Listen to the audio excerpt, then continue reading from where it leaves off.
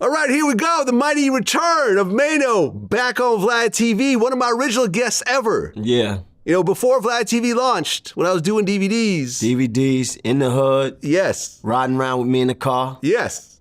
Bed-Stuy, NA Right. Rock, coming through Gates Avenue. That's right. Going up to 258 Park. Right. Yeah. Back we were both starving, trying to make it, this hip-hop thing. Trying to get it. And look at us now. Yeah, still here. Yep. Lots to talk about today. But first and foremost, you actually have a new show called New Maino. New Maino. Which is kind of, you know, when I watched it, it reminded me of like a Curb Your Enthusiasm kind of show. Right. Which Curb Your Enthusiasm is something that I actually really studied. I studied Larry David. I studied his style of shooting. You know, I was a fan of the show, and I said to myself, damn, you know what? What if we kind of take this format and make an urban version of this? You understand? Whereas Larry David is playing himself, right? Everybody else is acting, but he's playing himself. It's scripted, but it's not scripted because Larry David's show is a lot of improv. Yeah. So I've really studied it. I really went and did my homework for years, and I kind of like took that pattern and applied it to my life and what I got going on. So there you have it. Yeah, I mean, it looks dope. I mean, it starts off, you're waking up drunk from the night before. You know how that is? Yep, I've been there. Right, so it's like you lit. Yeah. You super lit from last night. Yeah. You done said a whole bunch of shit that you shouldn't have said and you don't remember. Right. Right, I done told this girl, fuck it. You can stay at my house. You can move in. You can move in. Come on, like I don't. So like, there she is in your kitchen cooking. Right, and I'm like, who are you? Like I totally forgot, but you know, and it puts me in these scenarios that I'm not actually the victor of. Like I'm, you know, because as a rapper, it's like, you know, rappers either the most macho is, got all the guns, got all the bitches, got all the money. You understand? So these situations are challenging, and it's like I'm not always coming out the winner, right? I'm uncomfortable in these situations, and I think that's where the humor is at. Okay, and how many episodes have you shot so far? One so far, but we gearing up to knock out another 7. Okay. Right now. And what's the plan? Like once you shoot them all, right? Do you want to put it on a bigger platform? Absolutely. Well, the thing is this. So I got 2 choices because I got a couple meetings right now, and the thing is I can either try to just get the deal off the pilot, or, you know, use my resources that I have now and say, you know what, fuck that, let's just shoot the whole show. Like, let's come in as owners. Let's come in with stronger amount of equity. Let's come in really with the whole show shot, with the whole vision. And let's just start building up the buzz on it the right way, so is that when we do sit down with these people, we in a better position. I mean, yeah, it's happened before. Like Insecure started with Issa Rae doing Awkward Black Girl. And it wasn't the biggest YouTube show. It just had its own little following, but HBO saw the vision of it. Yeah. And Insecure ran for what, like 5 seasons or something like that, and turned her into a household name. Now she's doing Disney movies and Barbie and whatever else. That's all it takes. Yeah. That's all it takes. But you got to take the initiative to take things in your own hands. So I was looking at Tyler Perry and how he, you know, the thing about him is that he spent his own money and he spent his own resources building out his content, and then he was licensing it. So, you know, of course he a billionaire because his deals is different. Yeah.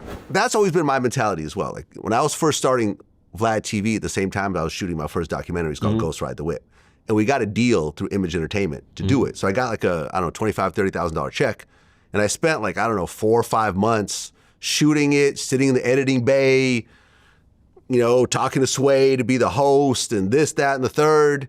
It comes out, I think it got on Netflix and MTV at one point. And to this day, this is 2008, 16 years later, I've never seen a royalty check. And I remember as I was seeing this happen early on, because it's like getting all this like attention and I'm not getting any money, I said, that's it. I'm done waiting around for these deals, doing all this stuff for some upfront money.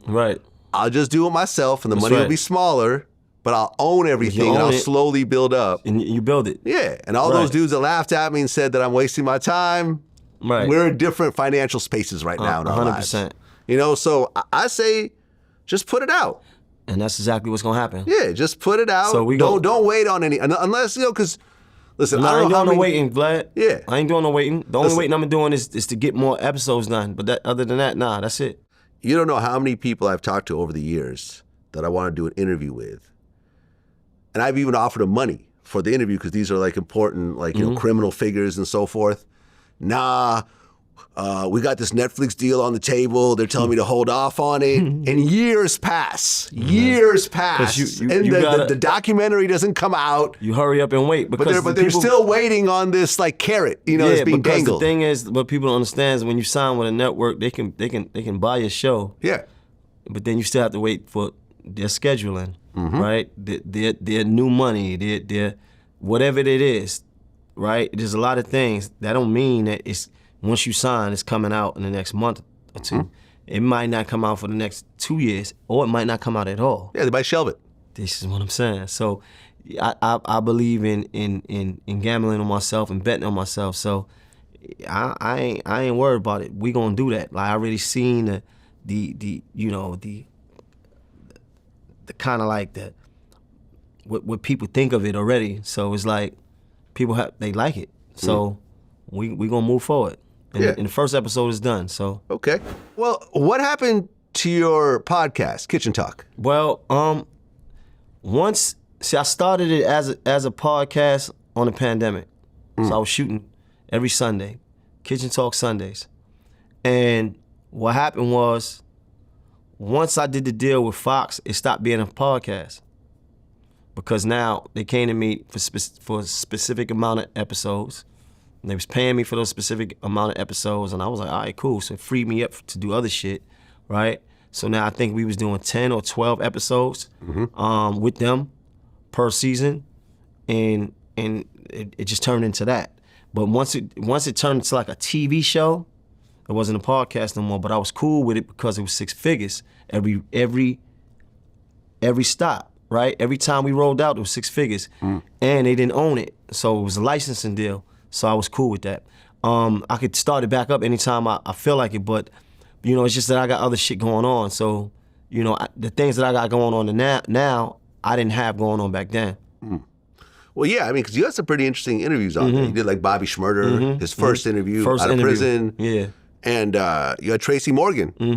It's a big deal. Tracy he doesn't Morgan. do a lot of interviews. Yeah, yep. You know, so I was watching going like, okay, Yeah. like I'm proud of my man here. Absolutely. Yeah. But, you know, I was looking forward to Seeing more. Yeah. We got up to like maybe like 70 episodes, 80 episodes. Okay, so are you gonna keep doing it or? I don't know. I gotta be honest. I don't know if and when I'm gonna bring it back, because it's like I started to do so many other things. You know, when that started, we was on a pandemic. I didn't have a lot of motion going on. We was all in the house, and it was like, you know, let's figure out what we gonna do while we here. And that was one of the things that I started to figure out.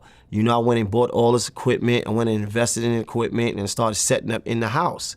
So, you know, it worked for then, you know, but now I've been able to tap into other different things. So you know, it's something that I think about, but I'm not sure. I remember when around the time we met, you were signed to Atlantic. Yeah, well, I wasn't signed to Atlantic yet when we first met. But you ended My up first getting day I signed. was signed to Universal. I was signed to Motown Universal. Okay, yeah. I remember you were signed to somebody, I forgot. Yeah, so yeah. first it was Universal, Yeah. and then what, you moved to Atlantic? Right, I got dropped off at Universal. Okay. That was, High Hater was... No, well, High Hater came out on Atlantic. Okay, there we in go. 2008. Yeah. So I was signed to Universal in 2005 to like 2007. And then they dropped me.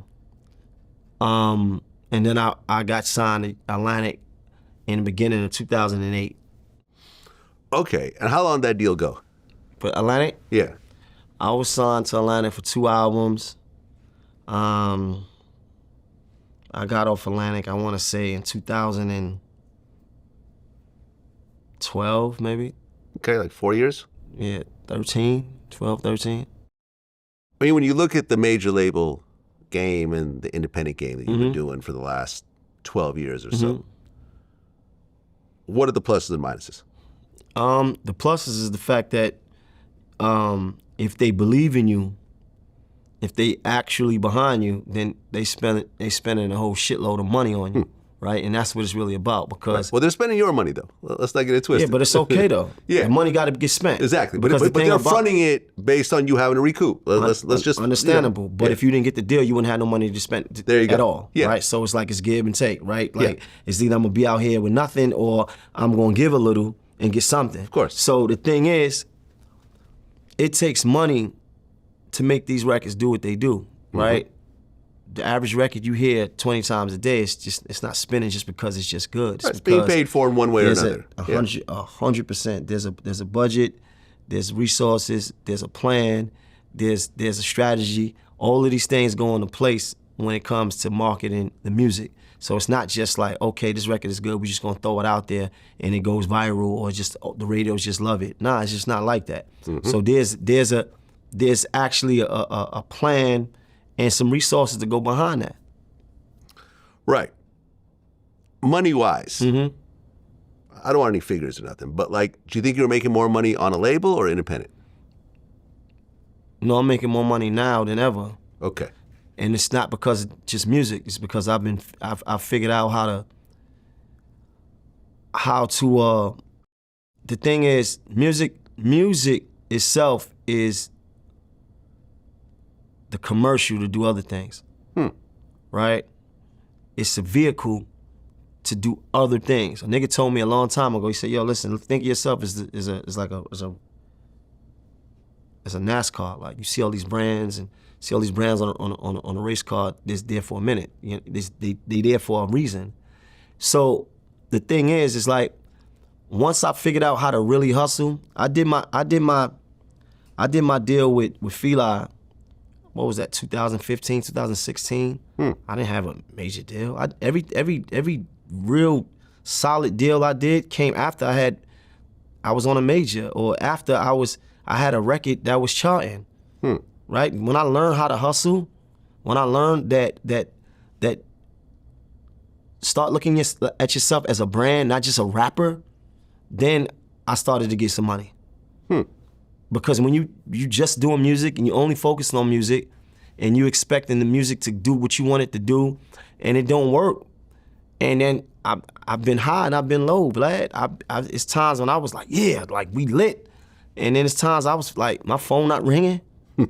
Right? And I'm sitting there and then I'm battling things and I'm feeling like I don't know how I'm going to get this thing to work, right? So once I learned how to get active and really promote and brand myself is when I really started to get money and I really started to partner up with different things and to do different things. And the place that I'm in right now is in a better place that I've ever been in my whole career. I mean, we're right around the same age. We're actually born in the same year. You're about to have a birthday. I don't know, but yeah, so you say. Happy pre-birthday. And I know, like, for example, what changed my life was stock investing. Right? By taking the money from VladTV, throwing it in the stock market, right, specific stocks and so forth. Right. Reading Warren Buffett's books and figuring out, okay, like you got to get in the right psychology. You got to buy when the market's low, and right, don't sell when you're up and so forth. And expanding ways that we put out VladTV content. Now it's on Snapchat and Facebook and other places. What do you think was the most profitable decisions that you made outside of just putting music out? I've done all those things. I've done investments. I've done stocks. I've done, all those things. I got into stocks around 2019. But my passion is more like creative. So when we talk about the show, right? To take an idea and to build on that idea and to actually see it flourish is where I want to be at, right? Okay. To take something and to create it, to shoot a doc, to shoot a movie, to shoot a series. That's where my passion is at. To take a idea and turn it into a book, to turn it into something that people can live with and people could sit with, people can view, people can read. To to me, where my heart and my soul is at, and that to me is where I want to be at. I mean, I've made money, you know, doing different things, but that's is where I see my passion and the profit at. Well, your newest project, This Life Forever, like an EP, pretty much, right? Yeah, It's like EP. six songs. EP. Yeah, it was EP. Yeah. The big song on there was Poetry with Young Thug. Yeah. So when was this recorded? Before he went to jail, obviously. Well, yeah, obviously, but how long before that? A year or two. Yeah, that's what I'm saying. Yeah. Like, it seemed like you had it in a stash. Yeah, definitely. There's a music video and everything. Absolutely. Right. Yeah. How did that relationship? Together, How did that relationship form? Let me tell you. So, I met Thug at a tip video, T.I. video. We was me, T.I. He was shooting a video with T.I. T.I. hit me. I pulled up, and we just sitting around talking. We clicked. And after the video, he had some glasses, and one of the girls, I guess, still had the glasses. He went, wherever he went, the girl left with the glasses. He hit me like, yo, bro, the glasses that I had, And I said, oh, you know what? I remember who you gave them to. No problem, I'll get those back for you. With some Cartiers or something? It was Cartiers, absolutely. I got the glasses back for him. Bought him his glasses. He's like, yo, I'm gonna be in the studio. Let's work. So I came up the first night. We sat around, we talked and all that. Came up the second night. We started doing some music together. It was an interesting story because we did that song, and then he was like, "You want to do another one?" And I was like, "Let's get it." As soon as he said that, his homie came in and said, "Yo, somebody, they just told him a white Maybach." I had a Maybach car back then, what was it, S600 back then, Maybach. And they towed my car. We was at a premiere. And I said, damn. And I got up and I went down there, and you know how that is. You end up being down there all night. Yeah. So we never got a chance to do more, right? That was the only song we got a chance to do. And then, I came to LA. He had the whole, studio built, the whole, compound. And, he's like, yo, let's shoot the video. I was like, let's get it. And then he asked me, he said, yo, look, how you moving around? I said, I got the driver, I got the truck. He said, man, fuck that, take this. I said, take what? He said, take this Maybach. It was the two-door Maybach. It was only 300 ever made in the country. He said, take this. And I said, man, it's me, my guy, and my son. We ain't gonna fit in that. I'm looking for a reason not to take it, because it's like, I'm a solid nigga, I'm humble. I'm just like, yo, look, I don't wanna take, you know what I mean? We riding them shits in New York or whatever, but I don't wanna, He like, man, take the, he called for the key. Forced to call me. gave me the Maybach, drop top. Never called me. Never called me. Right? When I tell you he never called me, I'm thinking like, all right, he gonna let me hold the car a few hours a day maybe, and then call me and be like, what up, my dog? Like, you wanna bring the car back? He never called me, Vlad. So I call him. I'm like, hey bro, what's good?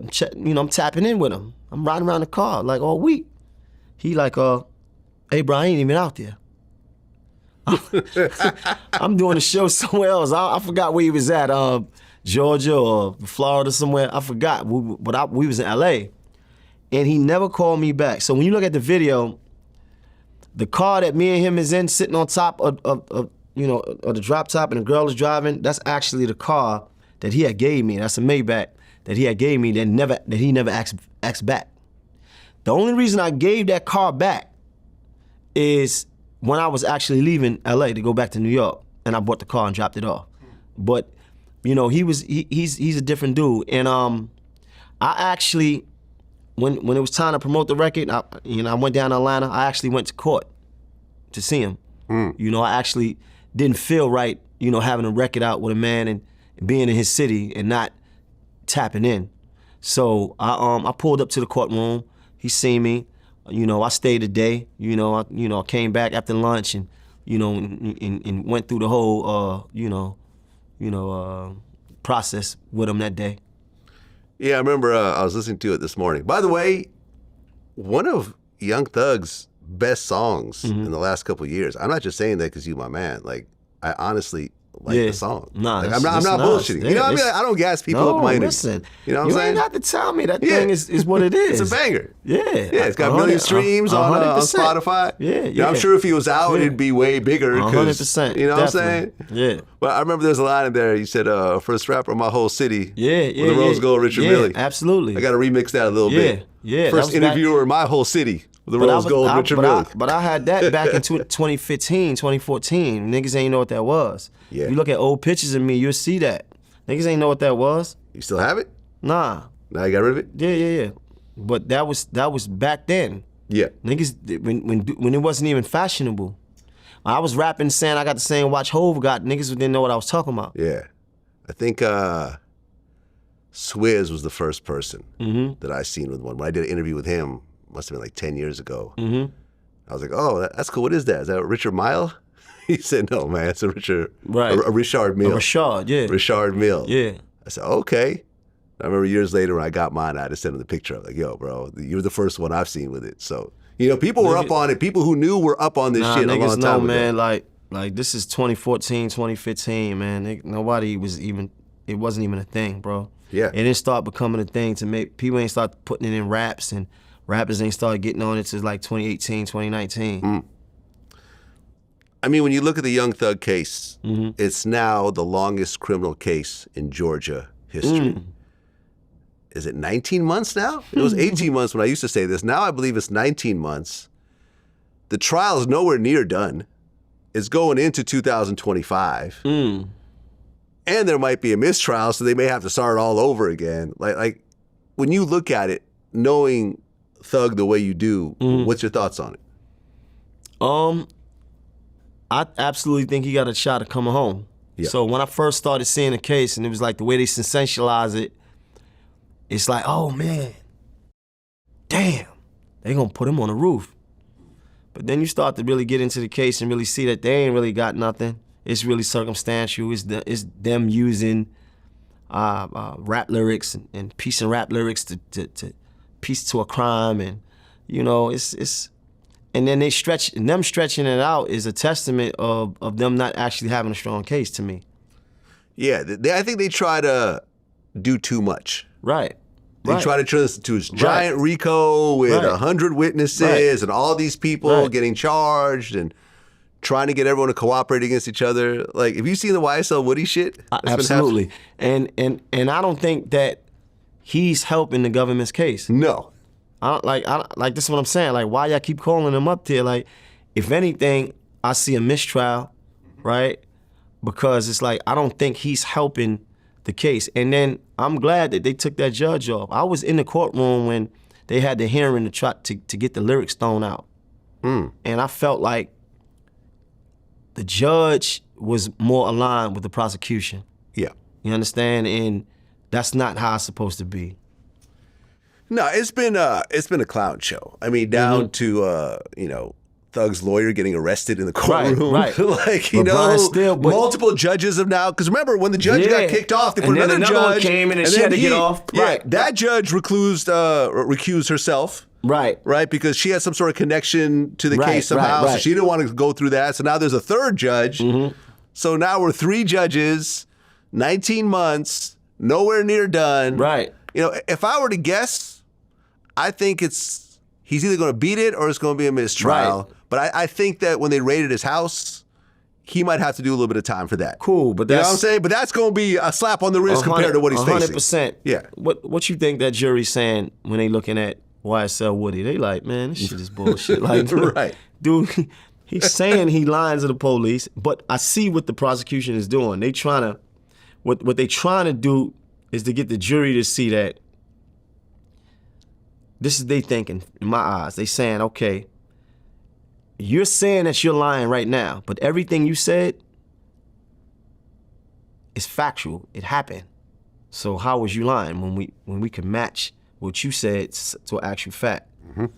And He like, man, I'm lying. But even still, I still don't think that it helps the case. Yeah, no, you have a tainted witness. This is what I'm saying. It's telling you I'm lying. Yeah. He said, yeah, I know I ain't shit. That's just what I'm saying. Like, yeah, man. I mean, when you heard about Gunna and the statement that he made, right? And now people are saying, you know, like different people are saying different things about it. But when you heard Gunna, you know, well, no, he didn't take the stand, but remember he talked to the judge and he admitted that YSL is a gang and he's seen the gang do criminal activities in furtherance of the gang and so forth for him to walk away.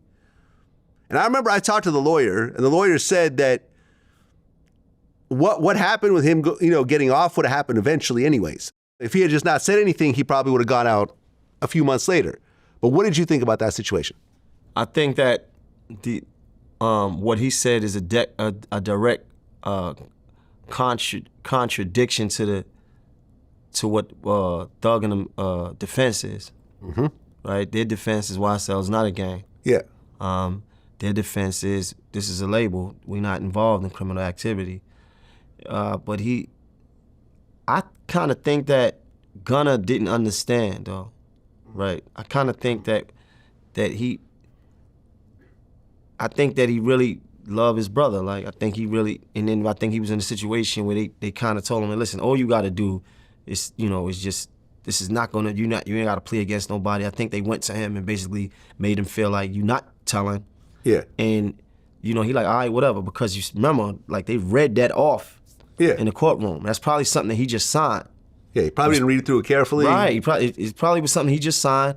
They read it off in the court record, and he was just like, yes, ma'am, because it was something that he already signed. His lawyer already told him, like, this is what's gonna get you out. Yeah, but when he paused, though, like when they said the whole gang thing, he's like, yes, ma'am. Yeah, because it's like, he wasn't ready for that question. I don't think he was ready.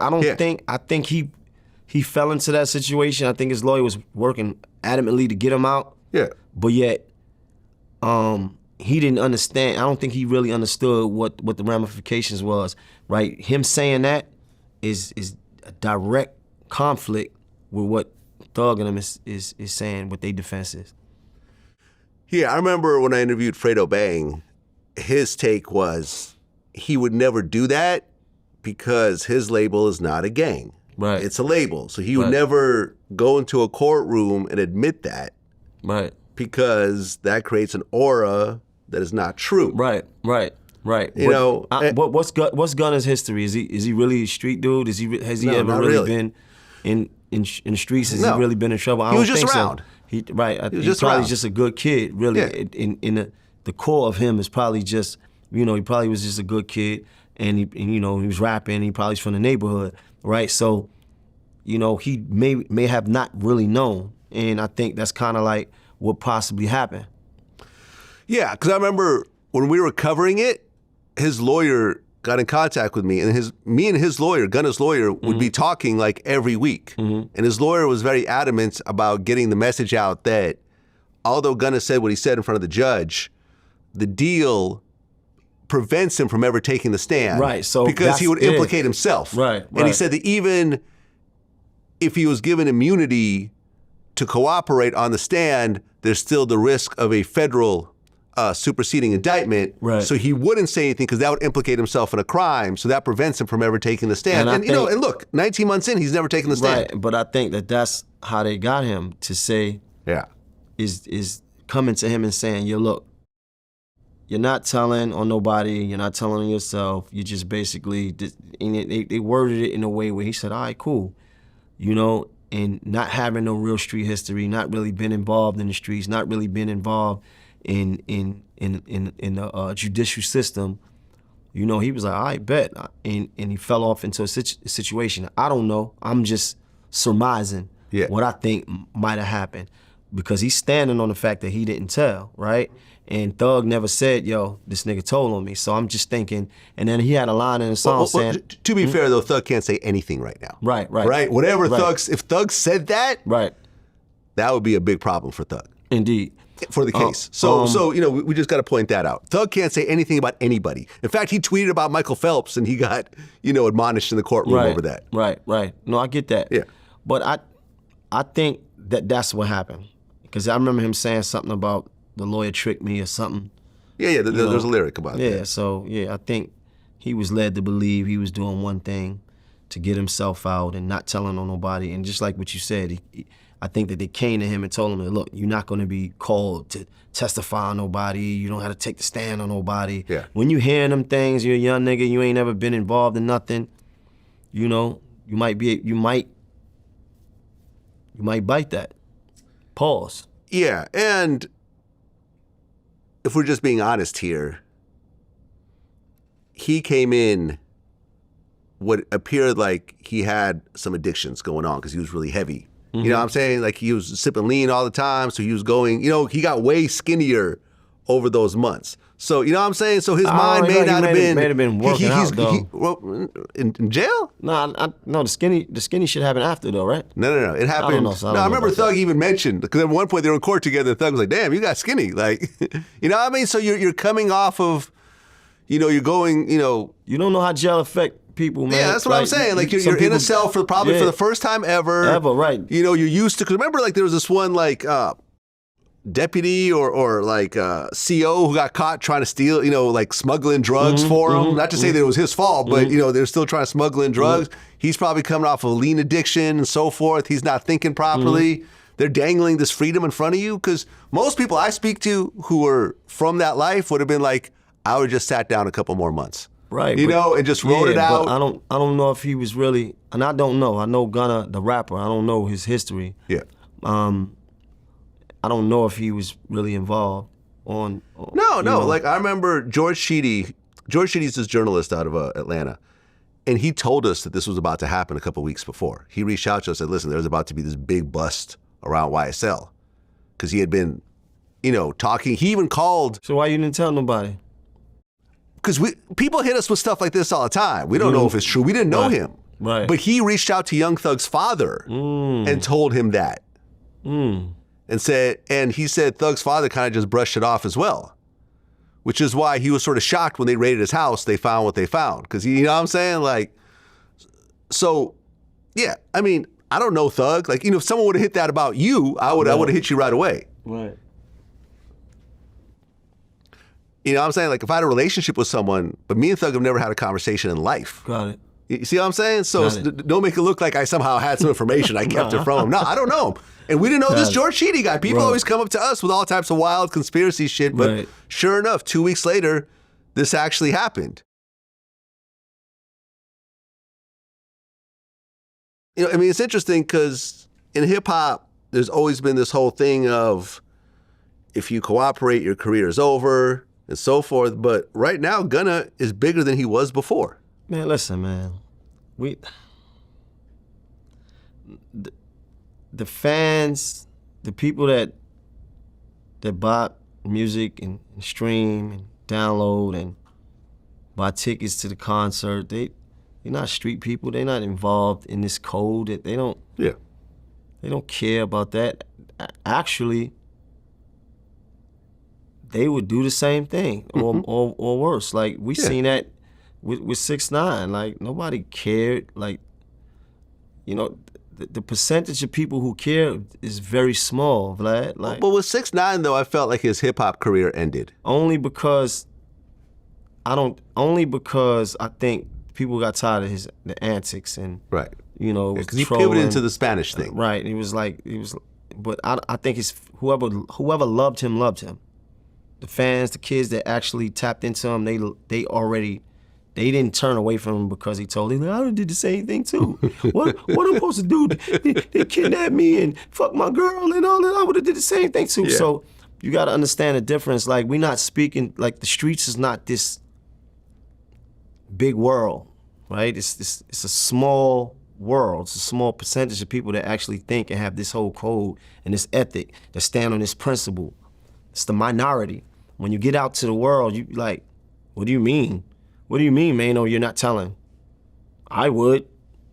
You go into corporate America, this is how people talk. They don't understand that. They don't understand what the fuck I'm talking about. Yo, dude shot my homie and then we went over there and shot him back. Like, what? Like, what? Y'all didn't call the police? Like, so when you start to understand that who you speaking to, like, yeah, Gunna is bigger than he ever was, right? Because who really cares? Like, you know, and sometimes we forget that. We forget that, it don't matter, man. Like, shit don't matter. Yeah, I almost feel like everyone talking about him snitching, whether you consider it or not, turned into a big promo thing for him. Everyone knew about Gunna and his cooperation, so they all went to go check out his music. Right. And it actually turned out to be good. You know, you have to have a good product to go behind it, and he actually has a good product. So music is good. Yeah. Music is good. Yeah, no one's going to deny that. Listen, I don't. That's the thing, right? It's like you hear all this talk about code and don't snitch and not snitching, but who's really who's saying that? It's not the buying public. It's not the fandom. Yeah. It's not the people that's going to these concerts. They're not saying that. It's a small group of artists and a small group of core fans. It's artists. It's just a small group of people, whether they're artists or, you know, pseudo street niggas that's on the internet, like whatever it is. Like it's a small population compared to the bigger world.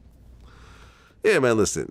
The amount of times people have called me a rat or a snitch or whatever on the internet, and I'm looking going like, who did I snitch on? Like, do you even know what it means? Like, go back to work before you get a write-up. Right. You know what I mean? Like, you really don't know what you're talking about. Right. I didn't rat or snitch on anyone. I'm not in this life.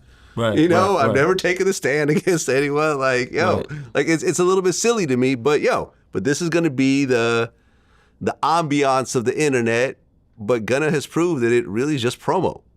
Put out good music. Not only him, but it's just in general. There's other rappers too. I'm not going to get into the names, but there's lots of rappers.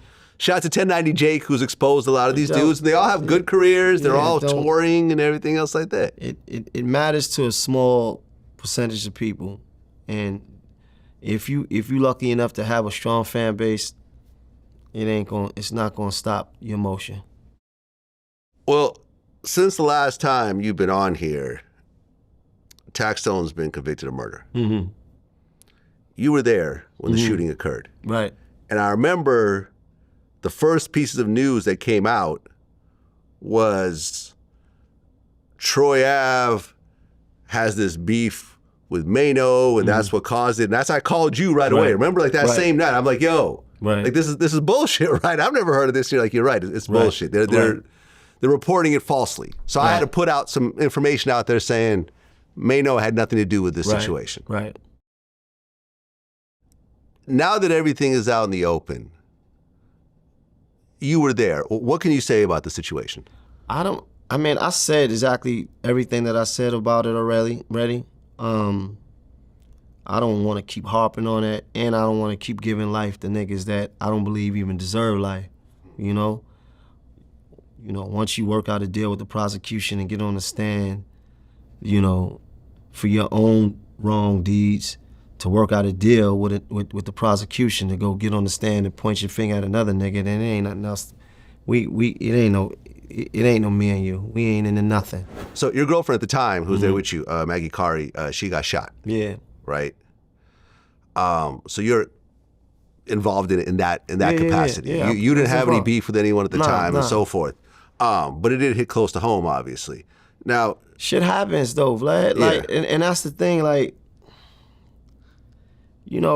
I come from a world where, we've had gunplay accidents, right? Because I see things on the internet, like niggas talking, like niggas shot your girl, and you ain't. I'm like, what? Like, she got hit by mistake, right? Like, when I was 14 years old, I shot my friend in the stomach by mistake. Wait, I haven't heard this story. Right? It's like, so you were what, just playing with a gun? Right. It was, we was playing with the gun, and, some shit that happened, and then I shot him in the stomach, right? By mistake? By mistake. I didn't mean to shoot him in the stomach, all right? Okay. But listen. Wait, hold on. I just want to hear this story. So, how do you accidentally shoot someone in the stomach? I wasn't trying to shoot him, put it like that. Okay. You understand? And he got hit in the stomach, right? What was his reaction when you accidentally shot me? Like, Yeah, I was 14 years old. And he was same age? Yeah, about it, maybe a little older than me, but yeah. Okay. Yeah. We still friends to this day. You didn't even have a driver's license at that point. No, we wasn't in the car. Yeah. So how'd you get him to the hospital? I didn't. I got off everybody told me to get off the scene, and they, the people that was there took him to the hospital. Okay. He got hit in the stomach here and then came out his side. So what I'm saying is, I say all that, I've had a lot of gun accidents. Yeah. That's not the only, I shot my friend in the stomach, I shot another friend in a finger by mistake. I shot myself in the hand. Like, shit happens. Three times you've had accidental shootings. Yeah, when you plan in a certain type of life and you a young nigga, things can happen, right? When you outside and you involved in back and forth with other black males and you playing with guns and shit like that, shit can happen. Everybody knows that. Friendly fire is a thing. Like, I've watched that happen many times. Even I've been involved in situations where I've watched, another homie jump off the bike and hit another homie by mistake and lived, right? I know a friend that got killed behind friendly fire, right? You understand? Wow. So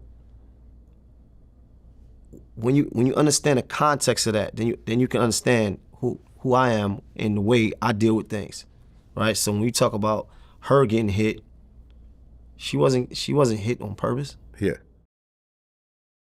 No, look, I've said this plenty of times, but I'll say it again because you're here in front of me.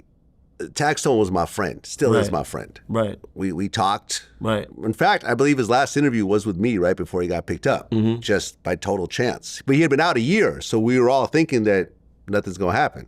I never talked to him about the case or anything else like that. I remember when it happened, I called him, I said, "You good?" He said, "I'm good." I said, "That's it. I don't want to have any more conversations about this, because I don't know who's listening on these phones or whatever else." Because he had some people snitch on him that he was like hanging with, and it was all fucked up. Right.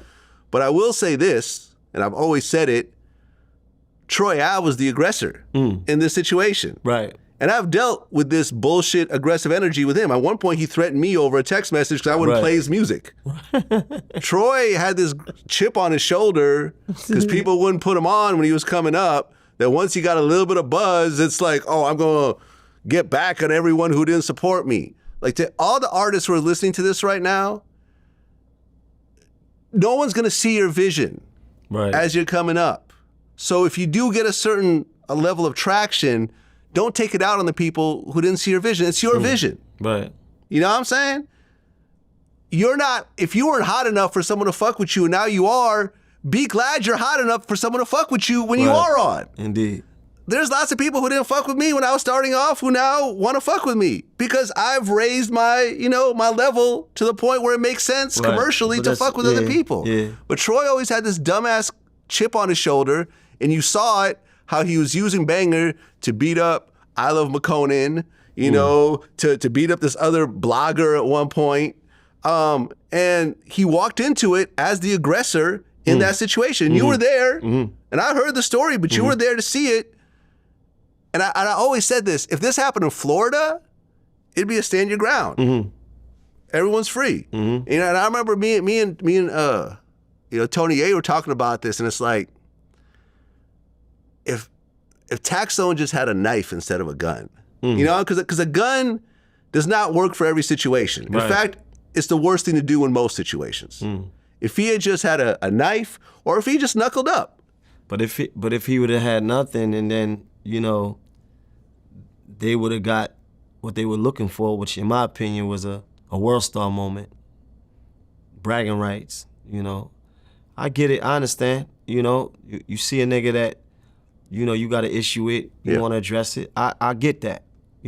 But don't cry about it later. You know what you was on. Yeah. I mean, he's in jail right now. Right, but you know what you was on. Yeah, I know exactly what he was on. Me and Troy are never going to be cool. No, it's not. And I'm fine with that. Right, but I'm saying don't play victim later. That's all I'm saying. Like, you know what you was on. You understand the situation, and you understand that, your friend died because of you. Because of your actions. Exactly. Exactly. And it killed me. It killed me when I found out what Taxstone got, because me and him had been talking the whole time. Me and his lawyer were talking. Taxstone wanted to do an interview as his trial was starting, and I said, I'm not going to do it. I said, I don't want to be the reason why you get convicted. You can go to someone else, and you can hate me if you want after this. You know what I'm saying? But I don't want to be the reason why, because this will be used in court. You know what I'm saying? So I go to someone else if you want to do it, because he wanted to get his story out. You know what I'm saying? But I'm like, not right now. And I hope that he gets an appeal. I hope he gets out. Because had that not happened to Taxstone, he'd be like Gillian Wallow right now.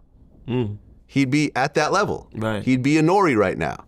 You know what I'm saying? Because he was well on his way to be that. He had just interviewed Meek Mill. Right. People were fucking with him. Like, he was like the voice of. Right. And he was very early in the whole genre. Yeah, man. And that's my friend, man. And it still fucks me up to this day. And I hope he gets out early, because the amount of time he got was crazy. Indeed. Did you and Tax have a relationship? Yeah, we speak. Yeah. Okay. Yeah, Were you friends before that happened? Yeah, absolutely. Yeah, Yeah, we man. speak. It's bad. Call me from time to time. Yep. Alpo got killed. And you had a relationship with Demencio's people? I didn't have a relationship. I grew up basically looking up to dudes like him, looking up to Demencio. I'm from Bed-Stuy. So Demencio Montana Benson. Who exactly is he? Describe this person to me. Like what exactly? Because I've heard the name, but I never quite understood. He's a legend. He's a figure. He's a timeless figure in the streets of Bed-Stuy. He's somebody that we looked at in awe, right? The white 5 Series Beamer back in the '80s, the jury, the stories, the getting money. Like he's one of those guys. Okay, did you know him personally? Not really. Because you were too young, or? Yeah, I was younger. Yeah. Right. Well, Alpo allegedly killed Right. Demencio before going to prison in 1991. And Alpo went on a whole killing spree. When he went to D.C., that's a whole movie in and of itself. When Alpo got out and suddenly started hanging out in Harlem, what did you think? I think that was on brand for the type of dude that I heard he was. I could see that. Did it surprise you? No. Because he was a witness protection in it wasn't. Maine That's what I'm at saying. one It point. wasn't surprising. I mean, he was a dude that he was feared. I mean, Yeah. It's a lot of dudes that got on a witness stand that were feared, right? Yeah, he cooperated against a bunch of people. That didn't make him any less dangerous because he was because he told, right? So he was very popular, legendary. Yeah, right? there's a movie essentially about all him. All kinds of shit, stories that go from here to Africa. Like, I mean, we all heard him. So, he's this guy. He's this mythic figure at this point. Him coming back to Harlem. I mean, I think he probably shouldn't have, but was I surprised? Nah. Me and him spoke maybe a year before he got killed, because we were talking about potentially doing an interview, and I threw him an offer, and I guess the offer was so low that he just didn't even want to respond to it, and that was it. Like, I couldn't reach him after that. And then he ends up getting killed on Halloween, and you had posted a picture of Demencio, says smiling down, happy Halloween. I posted that. Yeah. I'm from the Stuy, man, and the thing, I got a lot of flack for that. Like, a lot of dudes, like, oh man, don't act like he did something. This bitch. No, you never claimed. No, you didn't claim nothing. I didn't take it as that. But we understand the internet is the internet, right? And I understand if people haven't been tapped into me or haven't been listening to me, haven't been a fan of me, don't like my music, don't fuck with me. I get it. But I've always talked crazy about him. Always. Always. About Alpo? Always. Always. Always said shit. He knew that, always. But the thing is, for the people that don't know that, it feels like, oh, I'm trying to capitalize off of somebody that died. I've been saying shit, bro. Like when he was alive, when he got out, I was talking. I've been saying it. Now, if the songs that I was saying it on are not as popular as they should be, or you just don't fuck with me, or you don't listen, cool, no problem. We get it. But one thing for certain, two things for sure, I didn't wait for the man to die to say something. That's not true. Got it. So like you could say whatever you want, but that's not true. I've been saying whatever I was saying. Been saying it. Yeah, I mean, all the years I've known you, you have never held your tongue about anything. Never. Anything, anyone. You know what I'm saying? Like, you've always been that. In fact, what was that? What was that first song you had when you were talking about other rappers? Rumors. Yes, what put me on. That's what got me on. Yeah. There you go. Absolutely. Almost like a How to Rob. Yeah. It was that kind updated version. Yeah. Yep. So yeah, you've been ready to take whatever heat from anyone. And Right. But I can understand the truth, but that's just not true. Right. I see all these blogs and these dudes making these videos and oh man, you didn't say nothing when he was alive because he would have did this and he would have did that, and it's like, my nigga, that's simply just not true. Did you ever run into Alpo? Never. Right? I wasn't looking to run into him, and I wasn't looking to shake his hand or nothing. I wasn't. You understand? Yeah. It's just that what I stand on, and anybody know me, understand me, right? I'm gonna stand on what I'm gonna stand on. Bottom line. You understand? Yeah. I mean, I interviewed AZ Faisan, and then I interviewed Rich Porter's sister. Mm-hmm. And Alpo is just grimy, man. Alpo is just a grimy, stab you in the back, steal all your money, fuck your girl. I mean, it was just... It's the streets, man. I mean... Yeah, but he put a little extra on it. You know, I have friends that are street dudes that I are actual friends. Right. Like, I would not be friends with Alpo.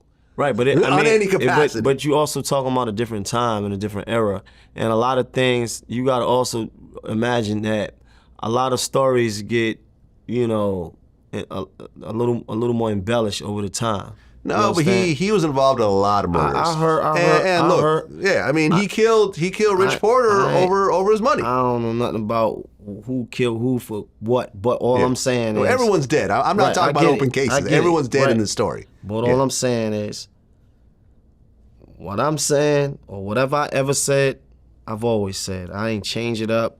When the man came home, I was saying what I was saying. I don't care if you heard it. Don't care if you wasn't listening. Don't care if you fuck with the music. Don't care if it wasn't a hit. Don't care if one person heard. Like, it don't matter. I've been on what I've been on. Been saying what I've been saying. The people that do know, they know, and it is what it is.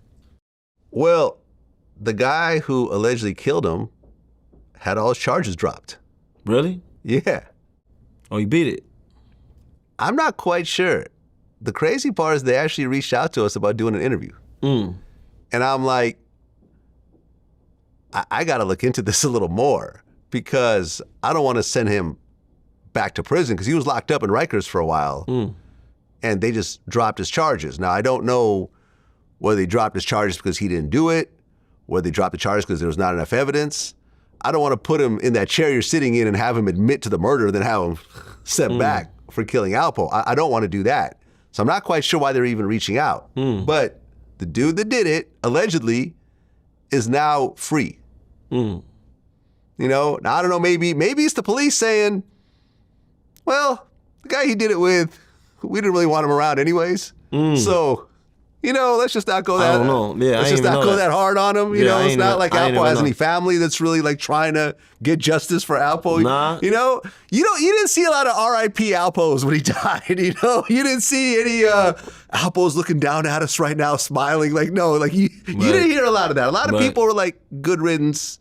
I remember Rich Porter's sister was even like, when he died, she was like, oh.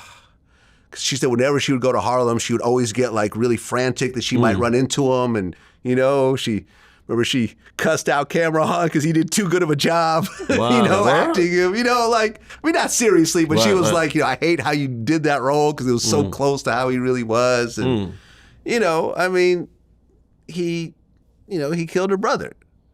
You know what I'm saying? So, yeah, it was one of those things. So, yeah, I don't know, man. The dude that did it, he's out walking around, allegedly. The dude allegedly did it.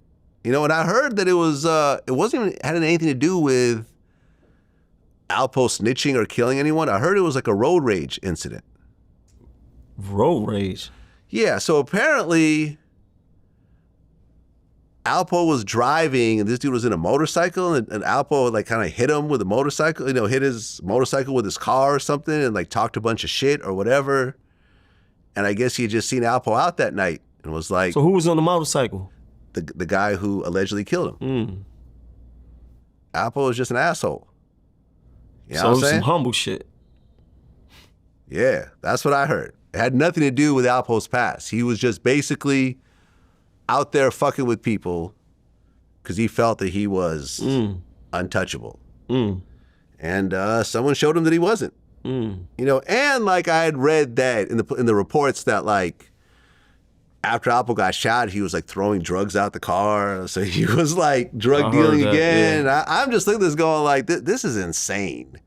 Because I remember I read this whole interview because when he got out of when he went into witness protection in Maine, he had like this white best friend. And the two of them would just hang out all the time. And this guy knew nothing about him. Wow. And like they were having a cool, he's saying like they would have, they end up getting the same car and like they would have like barbecues together. So this is in the witness protection? Yeah, in Maine. Alpo would be around right now if he had just stayed in witness protection. No one in Maine knew who he was. No one really knew what he looked like. He'd be alive right now barbecuing, having a good day, but he had to come back to Harlem. And had to show everyone who he was. He wasn't hiding from nobody. Yeah. Yeah. Back in the day, this was around 2008, you and Hitmaka had an altercation. He was called Yung Berg back then. I interviewed you about it. Do you see a situation where Berg can come to you and apologize and work it out, maybe do a song together afterwards, something like that? Well, like, yo, listen, I was tripping, you're right, and I didn't approach. About him the next day. Oh, really? You guys talked about the next day? Oh, I didn't hear about that. Yeah. So he called you, or you called him? We got him, somebody got us on the phone. And it was just the next day, told me he was tripping and whatever. Oh, really? So he admitted to shit. Yeah, he admitted it. It was the next day. And like I said, I don't even really be talking about it because I don't want to, seem like I'm trying to do him dirty or got beef on him. Like, I don't have no problem with him. I don't have no problem with nobody, though. And then I interviewed him about it. Actually at Diddy's studio, Daddy's house. I remember I did the interview with him. Right. I have security with me. I have security guards with me too as well. So like just that all like, oh, he just banged, just slapped me. Like, oh, like that's kind of like beyond me. But at the same token, like, me and him, like we rocked hard. Like we was on a lot of tours together. We did a lot of shows together. And like it is what it is. Like he's much older than me, you know what I'm saying? I ain't no beefing type dude. And like I never really spoke on it because like it's just like my management was telling me at the time, like, don't speak on it. It's not nothing, it's irrelevant. That's not even with your fan base, blah blah blah. And he didn't really deny that it all happened. And he said that like it was really his fault. He was tripping at the time. Someone got in his ear saying that you had said some things about him, so he tried to confront you. Right. Said, oh, I heard you was talking shit. Me personally, I wouldn't approach you like that. Right. You know what I mean? I pull you aside, hey man, listen, I thought we was cool. Like I heard this. And we would have had a normal conversation. I wouldn't run up on you like, hey man, like, especially Yung Berg who's way smaller than me. Right. And the story goes you allegedly smacked him. But he did an interview recently saying that it never happened. Right. He said I made it up. Basically. Right. and you said, Berg, why even speaking about this issue? Right, like why Talking over 10 years ago, it's not relevant. Why are you making up these stories? It's all cap. That's my issue. Why even talking about this? Anytime I'm doing an interview and they mention that, I downplay it. Just seen him last year, it ain't on nothing. You know, way past that, why even speaking about it? Right, why even bring it up? And I looked at the whole interview. Dude, who he was interviewing with, Academics didn't even bring up my name. He brought it up. And I guess maybe that's something, maybe that's a sore spot in his soul or his spirit or whatever. I don't know. But what I'm saying is, whatever happened already. My boy, like, it's old already. Like, I'm not even on that, right? We already passed that. We already got past that. Whatever happened. And why even say something like that when the internet can go back and find the footage of you on VladTV, right? So why even, you know what I'm saying? And I don't want to be the nigga like, oh, this happened. This is how it happened. I don't want to be that nigga. Yeah, no, you know I'm not even going into the details. Right, I'm telling you what I remember from right. our interview. I don't want to be that nigga, and I'm not gonna be that nigga. I'm gonna be like, yo, look, bro, like, why are you even speaking on that? It's already mute. You know what I'm saying? It's already done. Like, get to your issue. Like, I ain't, you know, and you saying little, and it's not the first time I've heard him speak on me and say little slick shit, but I let it go because I understand that might be a sore spot for him, you know? And I just let shit go. But it's like, my nigga, like, ain't nobody over here missing no meals, bro. Yeah, and he became successful not as a tough guy, right? As a talented producer, right? He doesn't have an image. He's not even a rapper anymore, right? He's not standing on machismo or being gangster or tough. Right. He never was, but you know what I'm saying? That was never his image. But I'm saying, like, he's now behind the scenes guy, and he's done very well with it. He became more successful as a producer than he did as a rapper, and he had a good rap career. So it's kind of surprised me that he doesn't just like, yeah, bro, it happened. Just leave it alone. We've all taken our L's. But I've taken L's, you've taken L's. But the thing is that, nah, I ain't taking none. You've never taken an L? Not in public. In life? Of course. There we go. That's what I'm saying. You understand? So the thing is this. Just leave it alone. Yeah. It ain't even worth talking about. Right. It's 10 plus years. Like, nobody, first of all, like, the average fan that don't even know that happened. Like, I got people that's tapping into me, they don't even know me for that.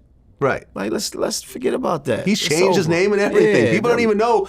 I'm sure most people these days don't know that Yung Berg and Hitmaka are the same person. This is what I'm saying. It ain't even worth even talking about.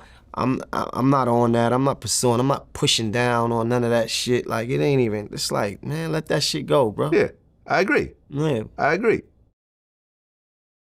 Now, at one point, and I'm saying this clearly at one point, because you and Jim Jones are cool now. You guys are actually really good friends. Yeah. But at one point, you guys had issues. This is before you ran into him at the mall in Atlanta. So what were the issues about initially? I don't think they really was issues. I think it was me actually coming out of prison with a lot of energy. Was he mentioning the Rumors song? Not in Rumors. I mentioned Cam name. But other songs I said shit. In bottom line, it was just me just trying to get on. You know what I'm saying? And nowadays they would probably call that trolling. Yeah. You know what I'm saying? And I'm man enough to admit that. we trying to get out the streets, man. You understand? And we really in them. You know? Trying to get away from some of this shit. So it's like I'm saying the shit that I'm thinking is gonna grab the attention of people. And that's why I think that whatever energy that we had came from that. Right. And then one day you were in Lenox Mall. You had like, what, 3-4 people with you? Yeah. And he had 30. Yeah, it was funny as fuck.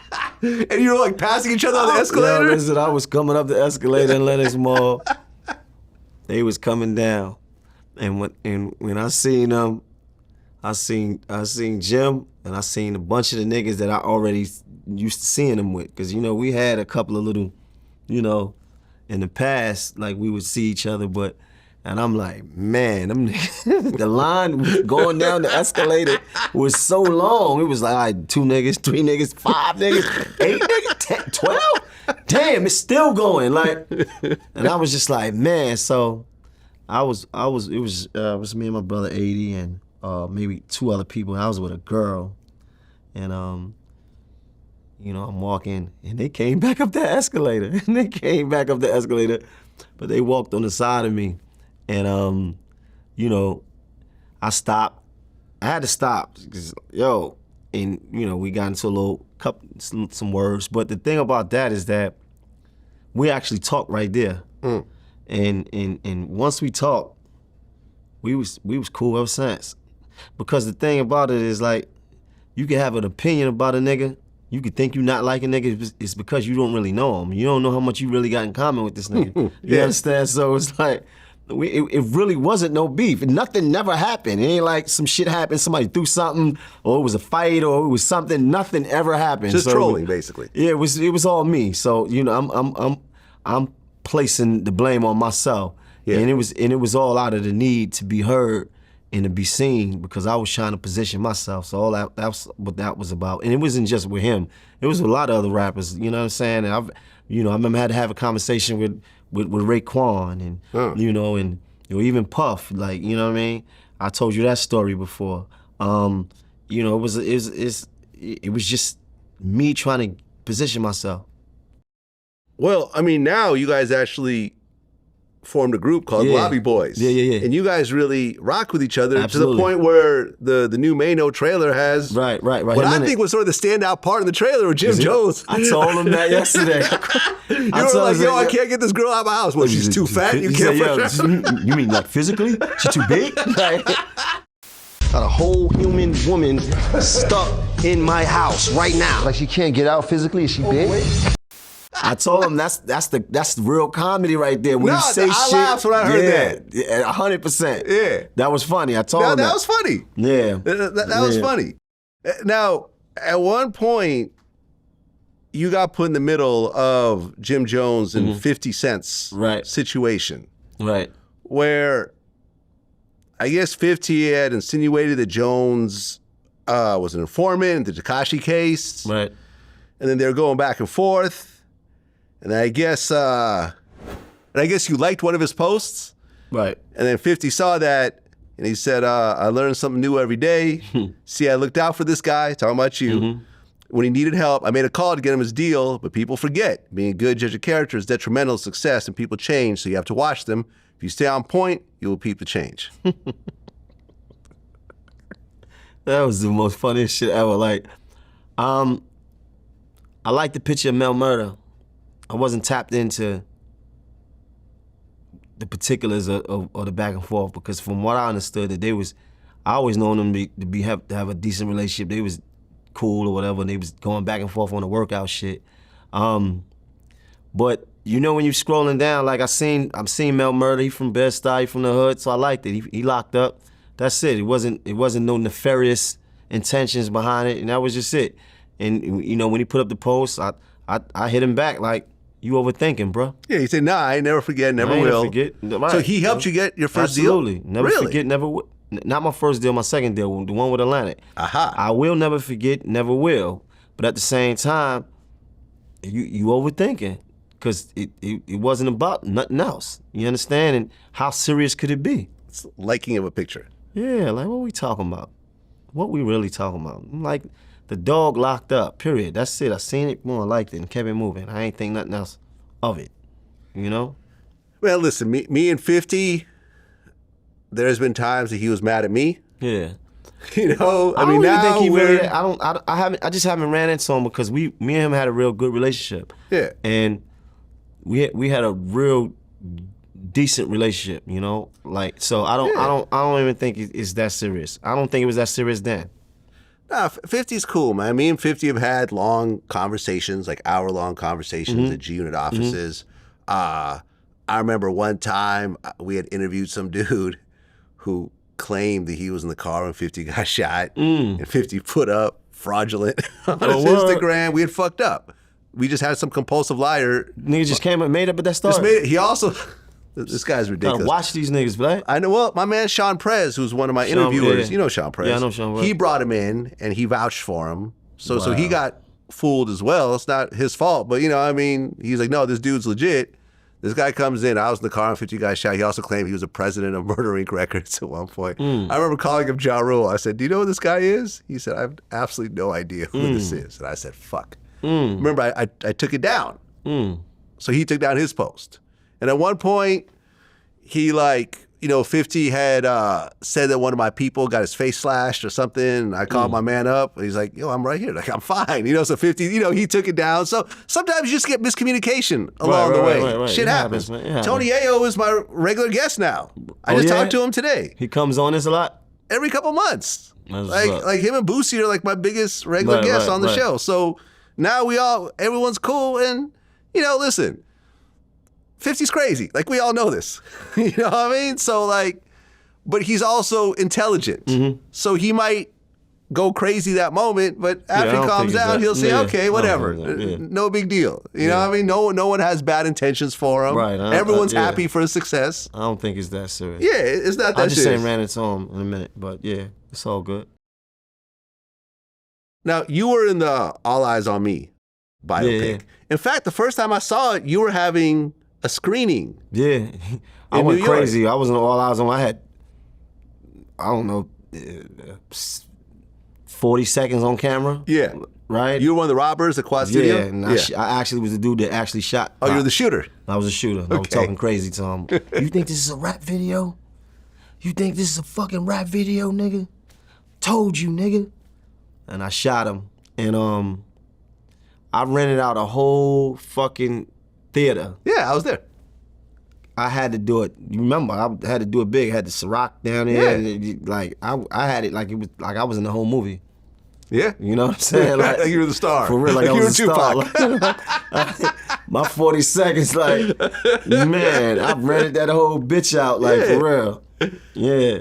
I mean, now some time has passed. And I know you're in it, but do you feel that was a good Tupac movie? Damn, somebody asked me that the other day. I just feel like they try to cram in too many things at one time, right? You can't tell a whole life story in a biopic in 2 hours, right? Yeah. Like when you look at the Ali movie, I like that movie.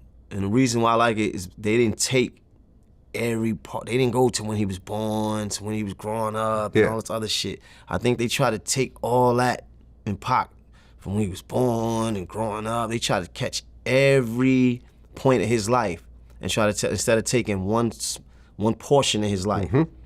You see the Bob Marley movie, they took a portion of his life. And I think that's how you got to do those biopics. I think whoever do the Pac biopic again, maybe start with him on working, him getting shot or before he got shot. Yeah. You know what I mean? Or it should just be a series. Like 12 episodes. Then you can really go through all that. If you do if you do that, that's something different. Right. Right? But if you want to do a 2 hour and 15 minutes movie, you can't put the whole everything. I felt the same way about the Biggie movie. They kind of did it the same exact way. Yeah, it was all, I kind of put those two in the same plane. Yeah. Like, I'm glad I saw both of them. Right. But do they go down as classics? No. Are they as good as the NWA movie? Thing? You're no. Right. And the same thing with NWA. They didn't go all the way to the you didn't see Dre as a baby. Right, and, you know what I mean? They didn't do that. But when it's on cable, I go, oh shit, all right. I'll put it on. Yeah, I mean, look, I remember me and Wack 100 talked about this. And I actually heard the audio of what he was referring to, because originally John Singleton was supposed to be the director, right? But Singleton, and listen, Pac and Singleton were super close. Like, I remember speaking to the Hughes brothers. They explained to me how,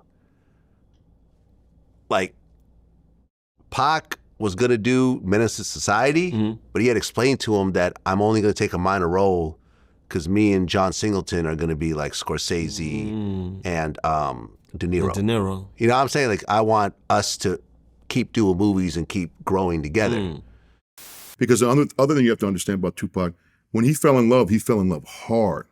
You know, creatively, romantically, whatever it was, big brother, father figure thing, whatever it was. And at the time, he was doing Poetic Justice. And he fell hard for John Singleton, you know, and he said to me and my brother, when we came to solidify his role in Menace, he was in pre-production on Poetic Justice. He says, me and John Singleton, he goes, I'm not starring in your film. I said, well, that's good, because we knew we didn't want him to star in the film anyway, right? Yeah. But he goes, me and John Singleton have made a pact that I'm only starring in films directed by him, just like De Niro and Scorsese. Mm-hmm. And I always forget that it did hurt our heart a little bit. You know, it did hurt our heart going, damn, man. And that was that. So, you know, Singleton was very close to Pac. Not only, you know, doing movies with him, but they had a close friendship. But Singleton wanted to have a prison rape scene in it. A prison rape scene in what? In the movie, in the Tupac movie. Why? Because, according to him, that actually happened. According to who? John Singleton. Hear me out. Hear me out. I'm not done yet. There was also another scene he wanted to put in there about Afeni's lesbian relationship. Right? And there's an audio tape that I heard of Suge talking to someone in jail. And when they brought that up, he said, yeah, well, that, you know, that would have been accurate. That, you know, what would have been accurate? Those two scenes I'm talking about. I don't believe it. Listen, man. This is Suge talking. I get this it. is Suge talking. It. And the reason why Singleton was kicked off that project was that they didn't want those scenes in the movie. They went and got Benny Boom. And I felt like Benny Boom kind of had to work with what he was given with. I didn't think Benny Boom did a great job on that movie. I think Singleton... Benny Boom had to work with what he had, though. Exactly. But check this out, though. They saying Pac got raped in jail. That's what Suge said. And that's what Suge said. I don't believe that. I heard the audio. I don't believe that. I was still... I'm not saying it's true. I'm saying Suge said that. Let me just say this, though. And I think that's what Singleton... And I remember hearing from... What was the name of the producer of All Eyes on Me? L.T. Hutton. He kicked Singleton... Well, he kicked Singleton off the project. Oh, right. He didn't want to put that in. Yeah, because over that. Let me just say this. I was in the state. I was in state prison, in New York State Prison when Pac came through. I still was there. That particular prison that Pac was in, I had been in. I was there when I was 19 years old.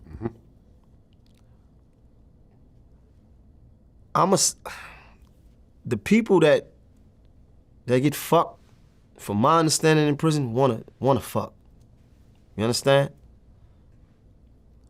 The unit that the block that Pac was in, he was in a block called APPU. That's like a high profile, for lack of better terms, a protective custody. It's not part of the general population. So I'm saying, like, he got raped in there.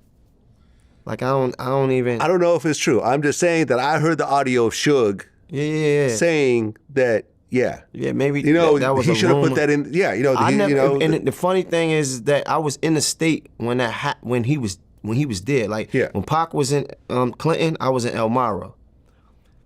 If Tupac would have been raped, as high profile he was, that shit would have been floating around the state. Like, you understand what I'm trying to tell you? Like, that they wouldn't have been able to hide that. Like, that would have been news that would have been coming to everybody. That wouldn't have been something that was swept under the rug and you hear about it later on when they doing a film on him. I've never heard nothing like that. Like, I've raped it. I was in over 10 different prisons in New York State. I've only heard about one person getting raped ever. And I don't even understand that, because the person that got raped was like a trans, or like, I don't even, so. Listen, I obviously wasn't there. I can't tell you if it happened or not, but Suge did essentially co-sign that. Right. Along with the Feeney relationship, and I heard from other people that, she was in a lesbian relationship. Oh, I don't know about that. Yeah. Maybe so, but That's not a hard, not at all. thing to really Not at fathom. all. I'm just talking about the prison shit. Yeah. I mean, look, like, I do know that the COs despise Pac. I could see that. Absolutely hate him because he's so anti-police. You know? Right, but that unit, the block that he was in, bro, you got to understand, he in a whole block full of, celebrities, basically. The high profile or the cases that are high profile, cases that been in the news. Like he's in there. Like it's not like general population. Like he's not even in contact with general population. So all the killers and all the none of that is in there. He's not even in that world. He's for lack of better terms, he's in a PC. Yeah, which is It's completely not PC, understandable for someone as big as him. It's not protective custody. The exact unit that he was in is called APPU in Clinton, Maine. I remember reading how the COs hated him so much because he had shot the 2 white cops in Atlanta. Yeah. And all his police, anti-police lyrics and everything else like that. And they'd be like, okay, here comes a gangster rapper, right? They would do shit like give them extra cavity searches when they weren't necessary, and like basically just go out of their way to fuck with him. I can see that. So would I be surprised that a bunch of really angry COs would let someone do that to them and brush it under the rug? Yo, bro, that's what I was thinking. Your prison is like, listen, bro, I was in prison as a young nigga, bro. I went to prison, I was 17. I was in those grown men jails at 18. I was in there, a part of the cutting shit, and I was a part of that. I was Elmira 2 times, Southport 2 times, Clinton, Comstock, Auburn. These is all of the max penitentiaries of New York State, right? Like, I'm not saying niggas get raped. I'm not. The niggas that's fucking is in their community. Like, you got, we over here, we young niggas, we robbing and stealing, we over here selling drugs, we over here cutting the shit out of each other. And the shit that's going on in the gay world is going on in the gay world. I never had an issue with somebody that was gay because it's impossible for me to have a problem with them because I'm not in the community. We ain't got nothing, we don't have nothing to really connect about.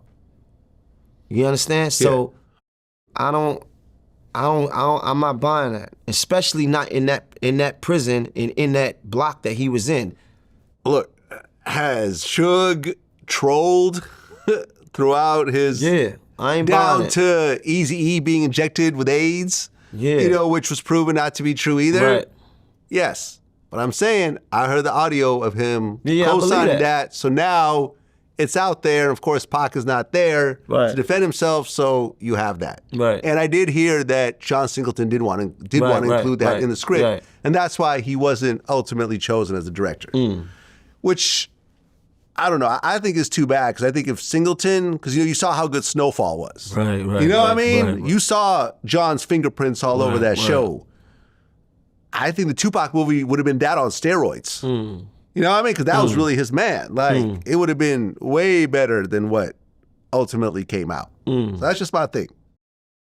Well, since our last interview, Keefe D is now in prison for his involvement in the murder of Tupac. Were you surprised when he got locked up after all this time? Yes and no. Because I was watching his interviews going, damn, this nigga, like, it was unbelievable that he was just that graphic and that detailed telling the stories. Like, he telling where niggas was sitting at and who passed who the grip. And like, I'm like, damn. But he had me believing that he had immunity. I think he thought that. Right. Proffer agreements are sort of funny, though, depending on how they're put together and who puts them together. Because I think the Fed and the state is a little bit different. Sometimes it is immunity, but sometimes it's queen for a day, meaning that you could say it that day, but if you choose to retell it the next day, you can get prosecuted for it. Wow. And they said he wasn't supposed to make no book and none of that, right? I don't know. When I did the interview, they gave me a copy of the book that was already released on Amazon. In fact, if you look at his original interview, there's links to the Amazon book. So it's not like I had an early version. Right. No, it was already publicly released. It was a public book. It was a public released book. I said, are you guys willing to talk about what's in the book? They said yes. I said, okay then. You know, that was the one time, people like to call me the feds, but that was the one time I've ever heard that any of my interviews were used in a courtroom. You know what I'm saying? The other time was when Whack 100 tried to bail out Keefe D, and they played my interview with Whack 100 saying that he wants to do like they use that in there? Yeah. Did he bail him out?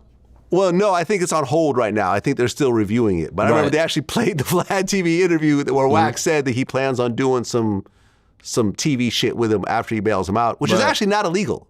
Right. Because Keefe D is an innocent man right now. He hasn't been convicted of anything. Right. You could do whatever type of business you want to do. You know what I mean? If you're not convicted of a crime, you know, even if it includes that crime. So, or that alleged crime. But so he's still locked up? He's still locked up right now, but I believe that they're going to allow Whack to bail him out. Got it. Put up the money for it. You know, and look, he's 61 years old, so he has to go all the way with it. He can't take a plea deal because he'll die in prison. Right. It's lights out, definitely. And what's interesting about that case also is that, you know, he talked about this in the book.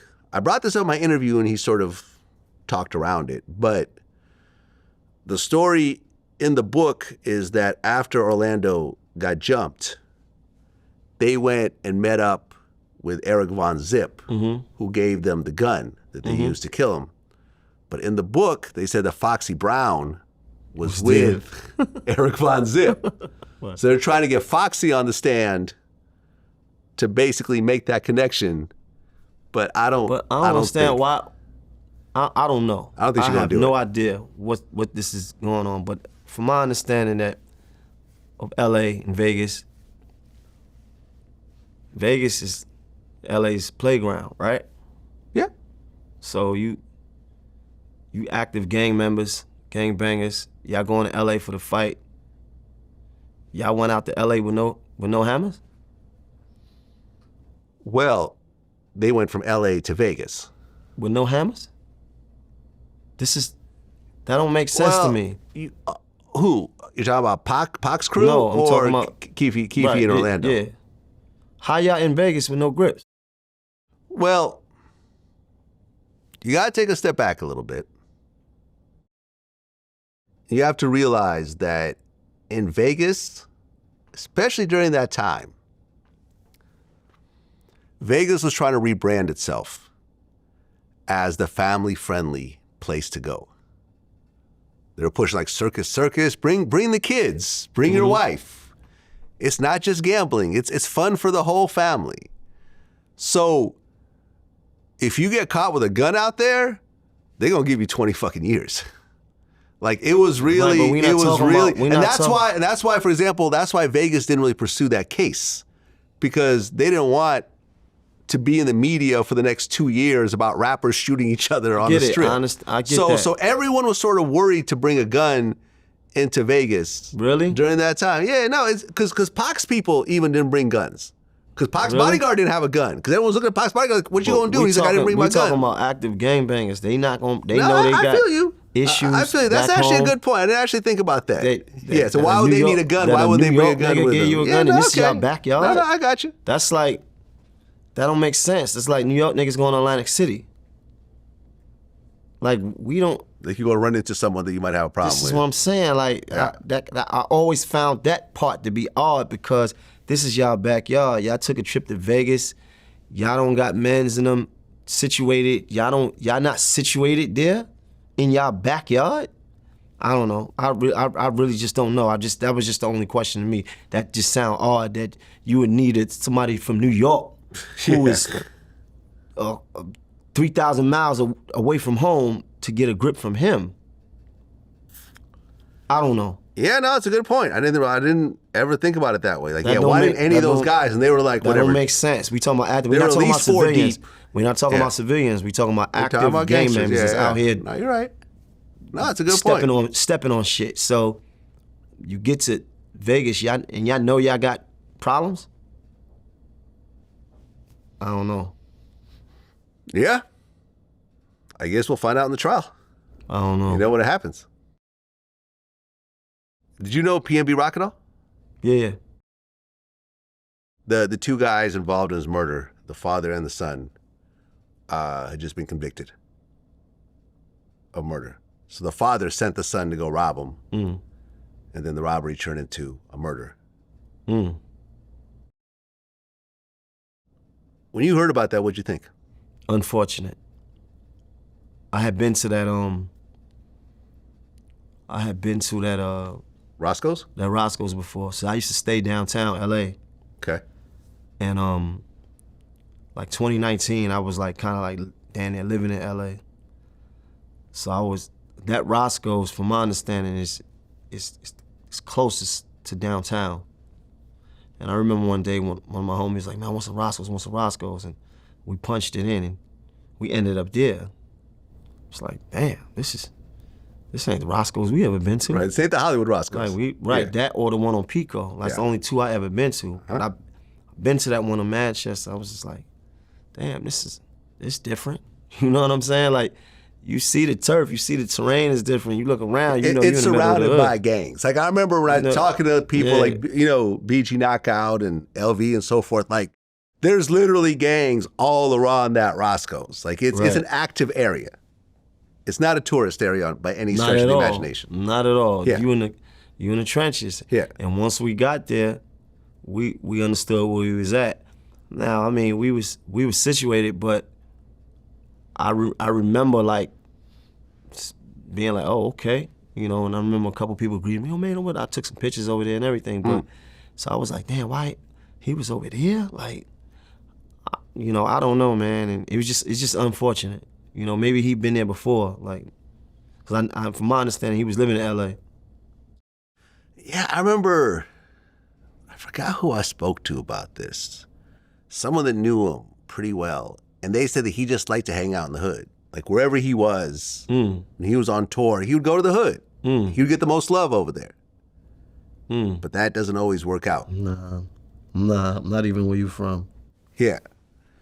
And what started out as a simple robbery. You know what I'm saying? Like, so the father sent the kid to go in there? Kid was like 17. I think the mother, the stepmom was somehow involved as well. She got charged. She got time too? I'm not sure. I think it's still pending. It's probably separate trials. But I think that him and the kid, the father and the kid, have both been convicted over some jewelry that really won't change your life. You know what I'm saying? Like, how much you gonna get for a stolen chain like that? A couple $1,000s?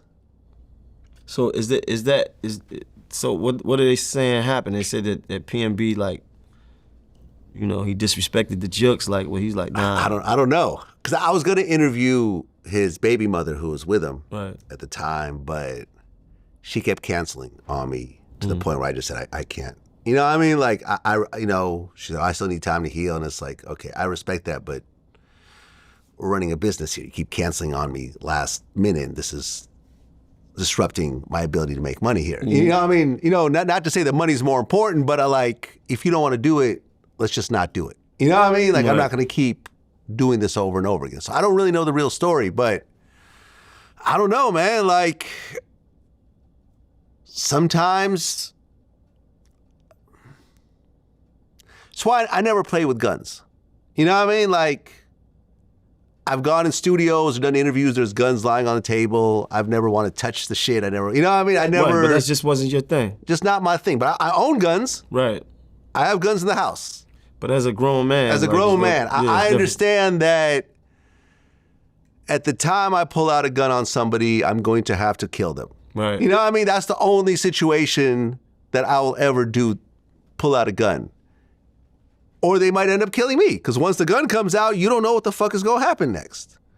And I don't know. Did he resist arrest? Did the guy just have a bloodthirst and just want to do something at that moment? Like, I don't know, man. But he was a talent. Super. He was a talent. He had a future. Yeah. XXXTentacion and all these major rappers were all fucking with him. Like, it was sad. And then, you know, there's the Pop Smoke situation. Did you know him? Absolutely. Okay, you guys were close? Got a song with Pop Smoke that never came out. Really? What happened to it? He died. But I mean, you still have the song. I still have the song. I went and did a video for the song after he died, right? So they got this thing that they do in Canarsie, Pop Smoke Day. I went and shot a video over there the first year that they did Pop Smoke Day. So he died in 2020. 2020 summer, I went over there. I think it's his birthday, and we shot that. I went to his funeral. You know, he's a little homie, man, and it's unfortunate. I seen him right before that. You know, we was at, because he had just dropped the project. It's a video of me and him dancing and having fun. Yeah, we got a song. Never dropped it. I sent it to you. Yeah, man. I spoke to him maybe a week before he died, because me and him were trying to get an interview, and we kept, whenever I would call, he'd pick up. Right. Like, yo, I'm in New York. Where you at? I'm in LA. Ah, fuck. Because I wanted to be face to face with him. Right. Because I felt he was an important artist. Absolutely. I didn't want to just do it remotely, which I do sometimes. I'm like, I want to, you know. Then I'd be like, oh, I'm in LA. I'm in New York. And we kept doing this for like 2 months. Then I remember when he dropped the shit with Travis Scott. I called him and I'm like, bro, congratulations. Like, how big of a look is this? Travis Scott's like the biggest rapper in the world right now, and he did a whole project with you? Like, yo, like, you're really blowing up. He's like, yo, thank you so much. Where are you at? New York. I'm like, ah, damn it. All right. Yo, let's just keep in contact. We going to do this. He's like, yo, we're going to do it. And then out of nowhere. Yeah, unfortunately. The robbery. Yeah. Once again, a robbery turns into a murder. You know, this is why I never go live with my location. I never, you know, you don't know what kind of car I drive. You don't know where my house is. I live in a gated community. I'm aware of these types of things. You know, when you heard about the murder that happened, what'd you think? I was highly bothered because he was special. Yeah. He was one of them. And I understood his energy, man. And you know, I like to see the young niggas come from my city, to come from my borough. I love to see them flourish. You know, I'm always gonna root for Brooklyn. You know what I mean? And watching him, you know, come up and seeing it actually happening for him, and you know, he was special. And I was saying something to one of my little homies the other day. I was like, "That Pop was special." Like, I went back and I listened to the album that came out after he died, because he was on something. And he said to me, yo, my album, I'm on some different shit. And what he was talking about was the melody and the singing to the girls, and you know, it was different, you know? And so I was when I got that text that morning, I was like, nah. You know, sometimes you get texts in the morning to say some shit that ain't true. I said, nah. And I looked, and it was true, man. So I was just as sad as everybody else. Yeah. I mean, like I said, I never got to meet him, but we talked multiple times. He was special. Like, yeah, he's special.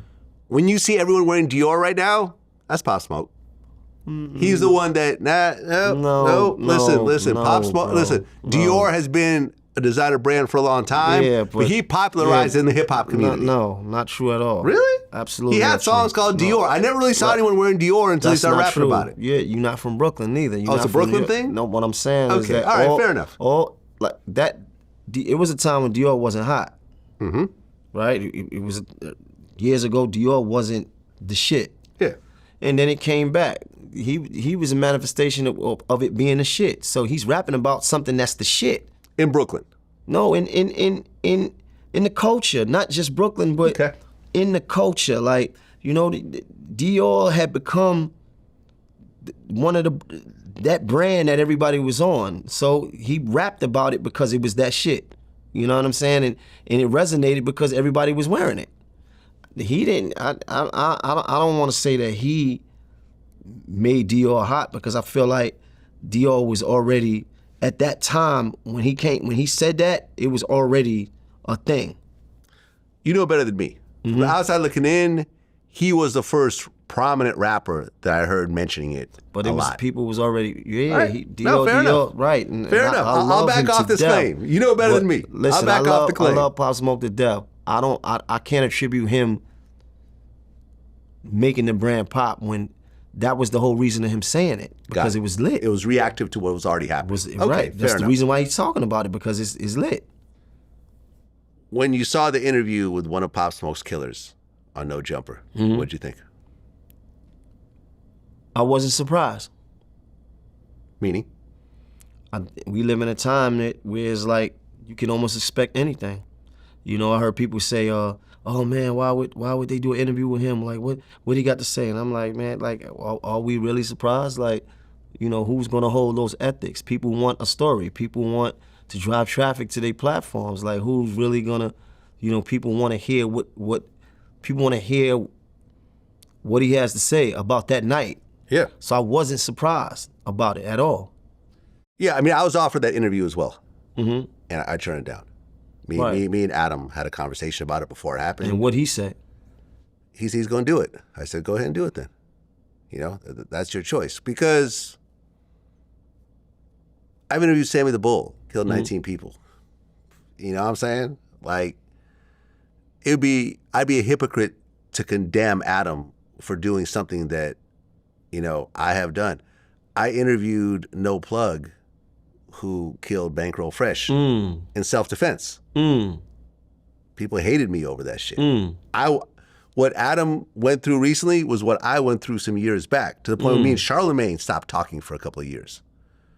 You know what I mean? And it wasn't until a couple of years later when TMZ released the footage of what happened that night, and you see Bankroll Fresh waving around a gun. And, you know, and the stories now match up that No Plug said, we were shot at first. We returned fire.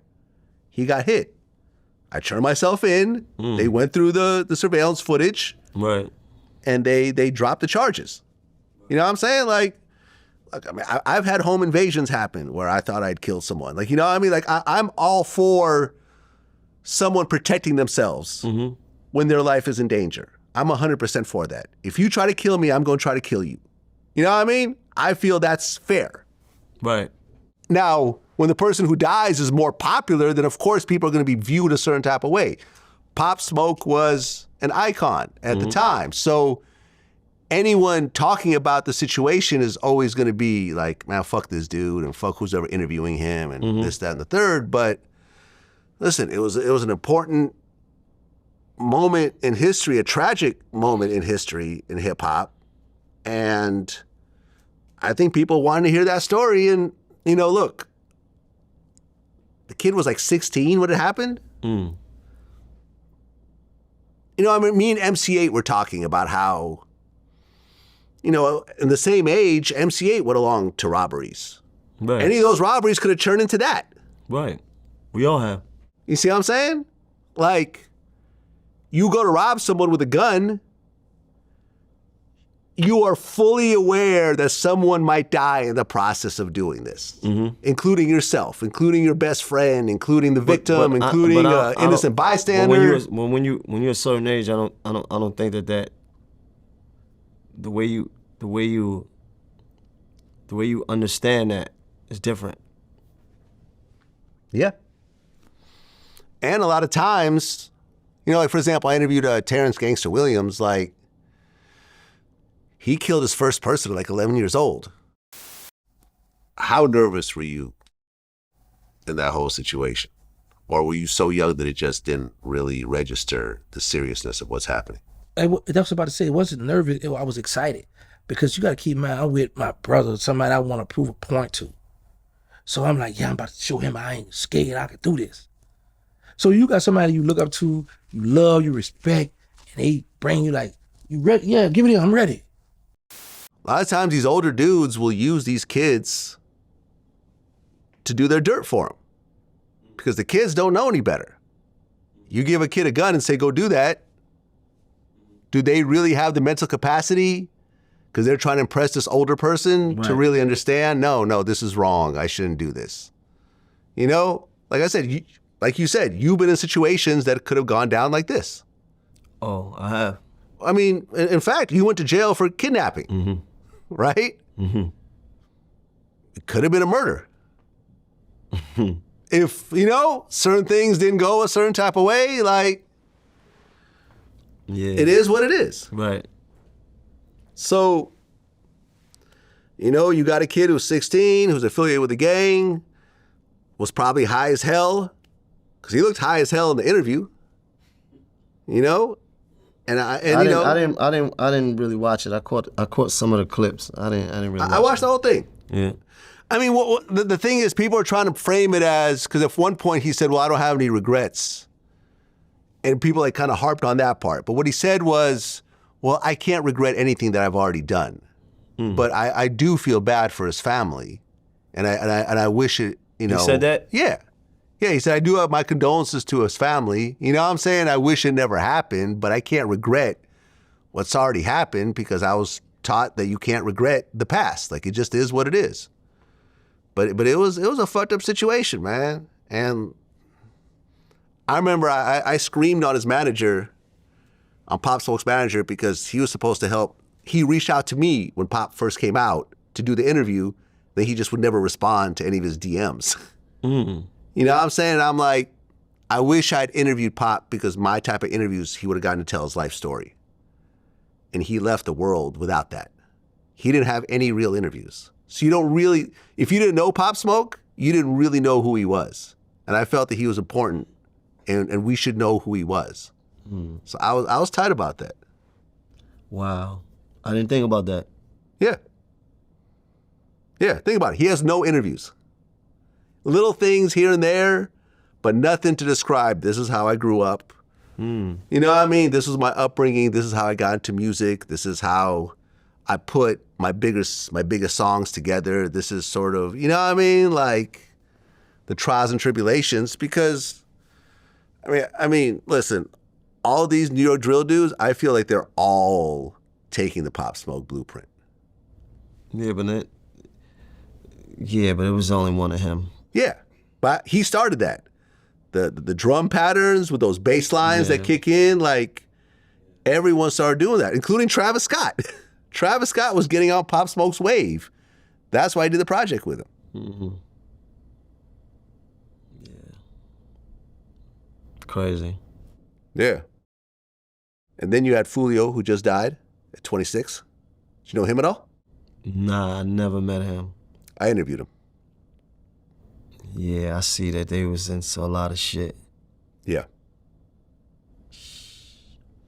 I mean, these rappers, man, like, it's my thing always been like, man, like, we trying to get out, get into the game to get away from certain shit. You know what I mean? Like, what's the sense of escaping the life of the street just to die,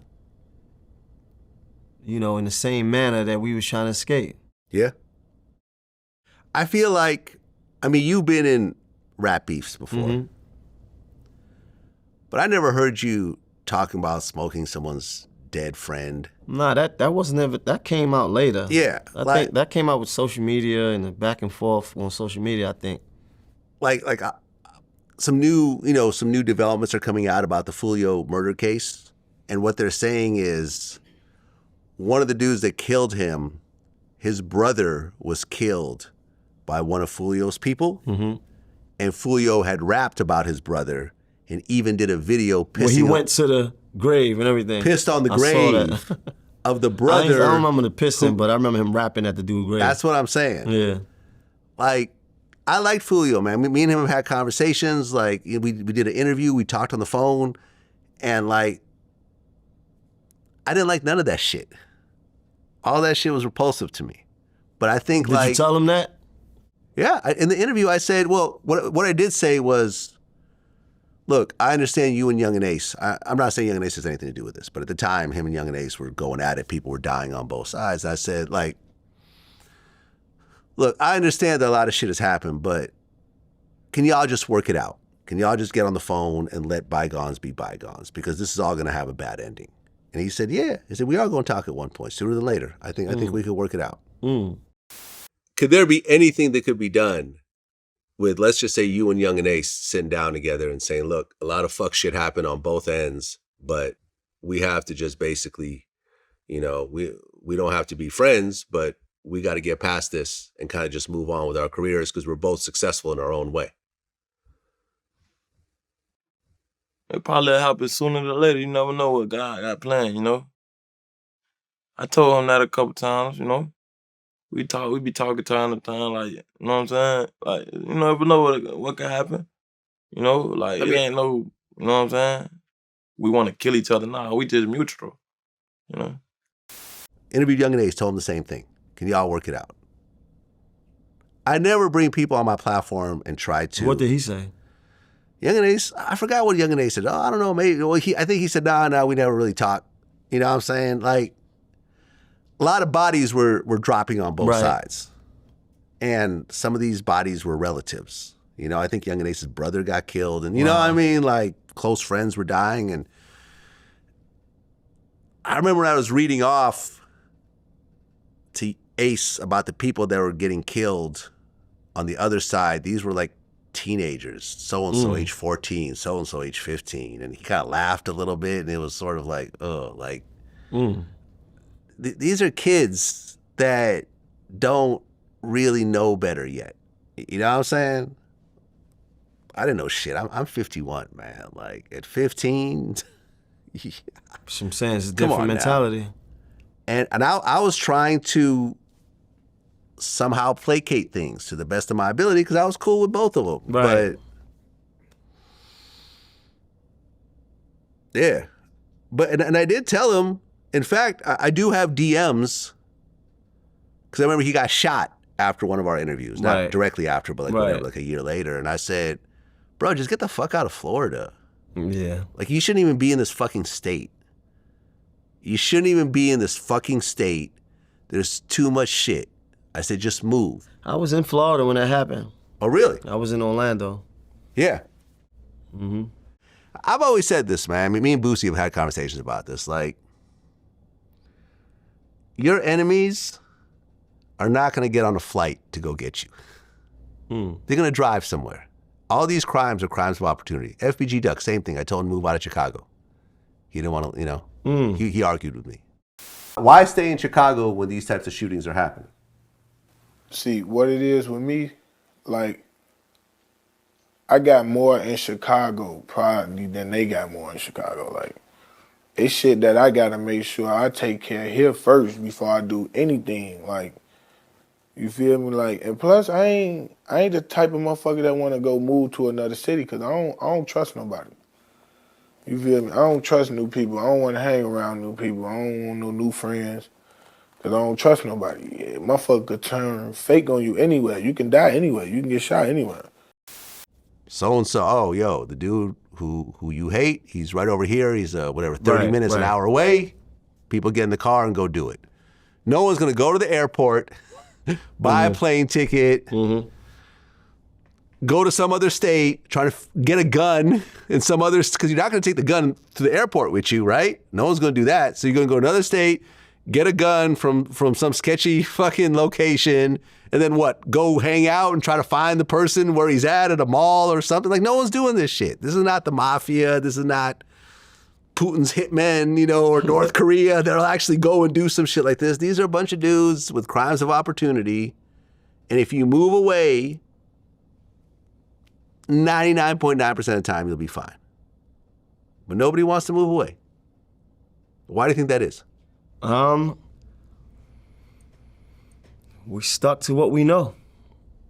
We love what we know.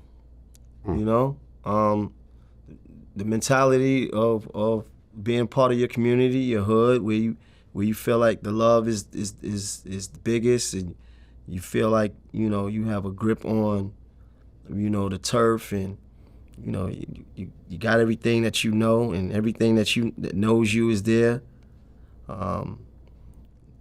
Family, like, this is all you know. Like, you know, you got young niggas. I'm never leaving this area.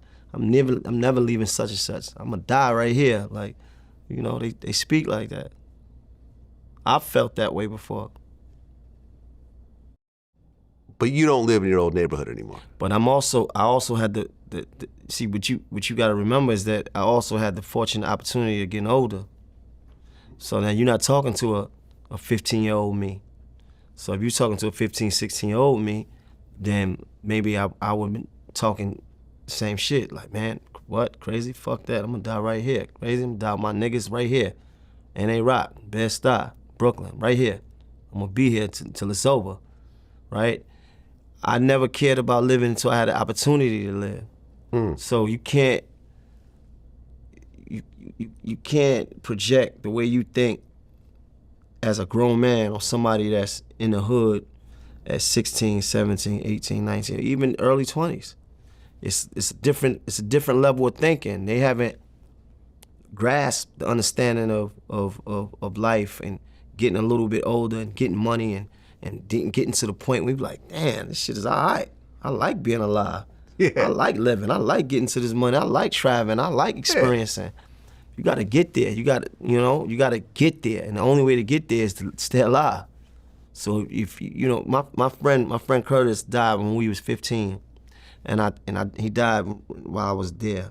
I watched him take his last breath, and I think about the fact that he never had the opportunity to live, to experience, to see, to taste different tastes of life, to just, and so many countless other friends that went to prison or died early, dudes that got locked up when they were 16 or 17 are still in prison now, 20, 25, 30 plus years, and never had the opportunity to live. So, it's different when you're talking to me now versus me or somebody else being a teenager or in my early 20s. Well, you were actually the one that arranged the meeting between New York Mayor Eric Adams and a bunch of the New York drill rappers. Yeah, I did. So you actually reached out yourself? Yeah. Who are the rappers that participated? Fabio, B-Love from the Bronx. Yeah, I interviewed him. And Fabio as well. Yeah, Fabio was there. It was a few artists. I was there, and the thing about it was there was this talk at this time about, what the mayor was supposedly saying was,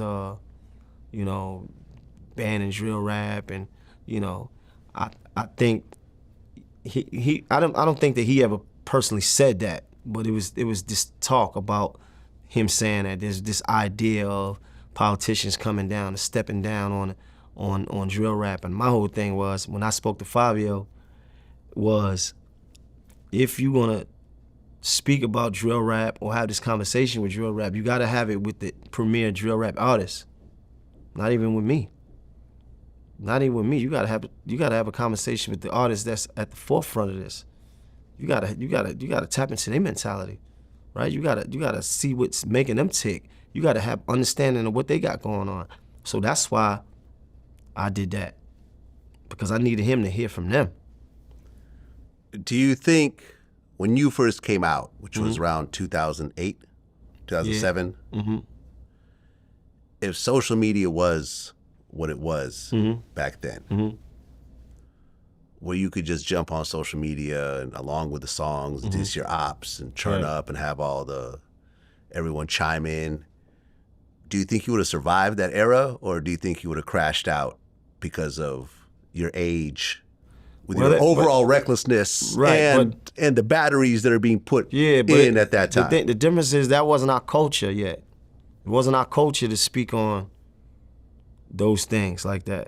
We was going back and forth with niggas and saying shit, but our whole thing was, for me, and I can only speak for me, I always felt like in order to really make this thing really work the way I want to make it work, I gotta really run into niggas.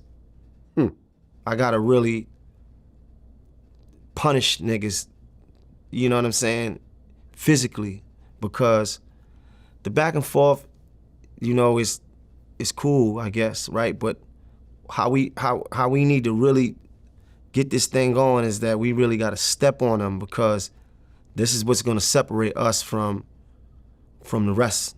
And that's stupid thinking, right? It's stupid. It's dumb. Right. And I'm being honest with you. But this was my thinking. It's like I always was on this whole thing about I'm gonna get my man. I'll wait a year. I'll wait 2 years. I've always been that way. You know what I mean? This is why when I get into stuff with dudes, I kind of don't even wanna run into dudes, because I don't know if I'm evolved to the point where I know how to take the high road on certain things because I've never been in a situation, never in my whole entire life. And I've had issues my entire life with other men where I seen a dude that I had a problem with and just decided to not say nothing. Yeah, but you got to keep in mind that I don't care how tough you are. You can never underestimate the person that you're dealing with. It's not about toughness. This is not about toughness, though, Vlad. This is about who you are as a man, right? If I got a problem with you and we got a problem, it's not about tough. It's about, okay, and it's not about me doing something physically to you, but it's about... It's about just talking to the person. It needs to be addressed. Right. Right? I'm the same way most of the time. You know what I mean? Like if I have a problem with someone, I'll go and talk to him if I see him. I don't know. I won't be disrespectful. I've never taken the high road and not addressed something that I felt needed to be addressed. Right. And then I'm not talking about being no gangster, being tough. I'm just talking about being a man. Like if I had a problem with you, look, hey bro, like let me pull up on you. Like you and certain Jim, shit you and Jim is not Jones. about being physical. Certain shit is not about me trying to step on something, but it's not about being tough. I never, ever, you can't find one interview out ever in me in the 15 years or how many years I've been in the game where I was running around talking about I was tough. Not ever, not even in my most savage mode, like never. Well, this one story you told me has always been in the back of my mind. Ever since you told me this story about how you got your face slashed. Because you had slashed some dude already. Yeah. And the guy was a barber. No, he wasn't a barber. I was in a barber chair. You were in a barber chair? Right. Yeah. But the guy was there? Yeah, he was there. And you sat in that chair and you said, this dude wouldn't think to retaliate against me because of who I am. But no, because I felt like I underestimated him. Right. And I overestimated myself. Exactly. I told you that. Right. Exactly. But and he slashed your face. Hold on though, Vlad. Since that happened to me, I've never in my life ever made that mistake again by underestimating another man. Exactly. To feel like, all right, we good, or, you know, shit ain't nothing, or niggas ain't gonna do nothing, or whatever the feeling was at that time. And you gotta also remember, again, we talking about a younger version of me. How old were you at the time? 20? 20.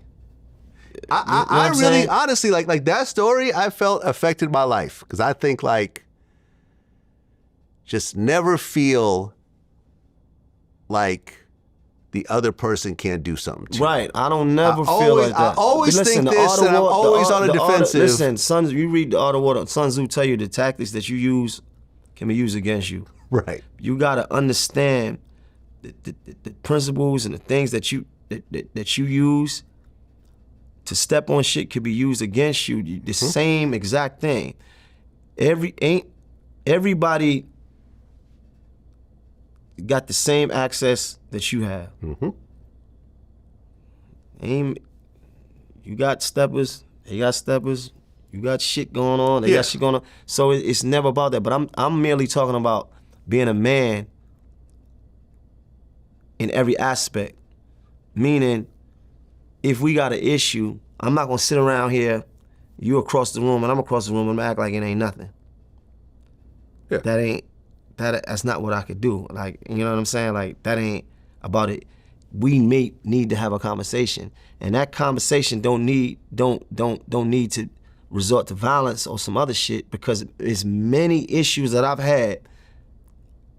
had more where we just had conversations. You understand?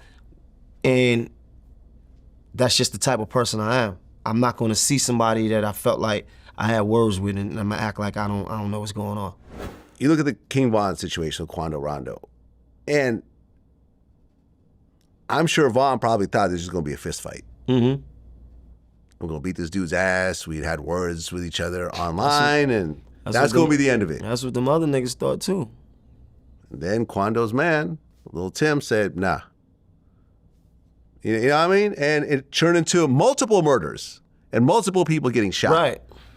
You know, King Von was the only person who died that day. This dude Slutty got killed, one of his people. Yeah. 100K track, his manager, he got shot.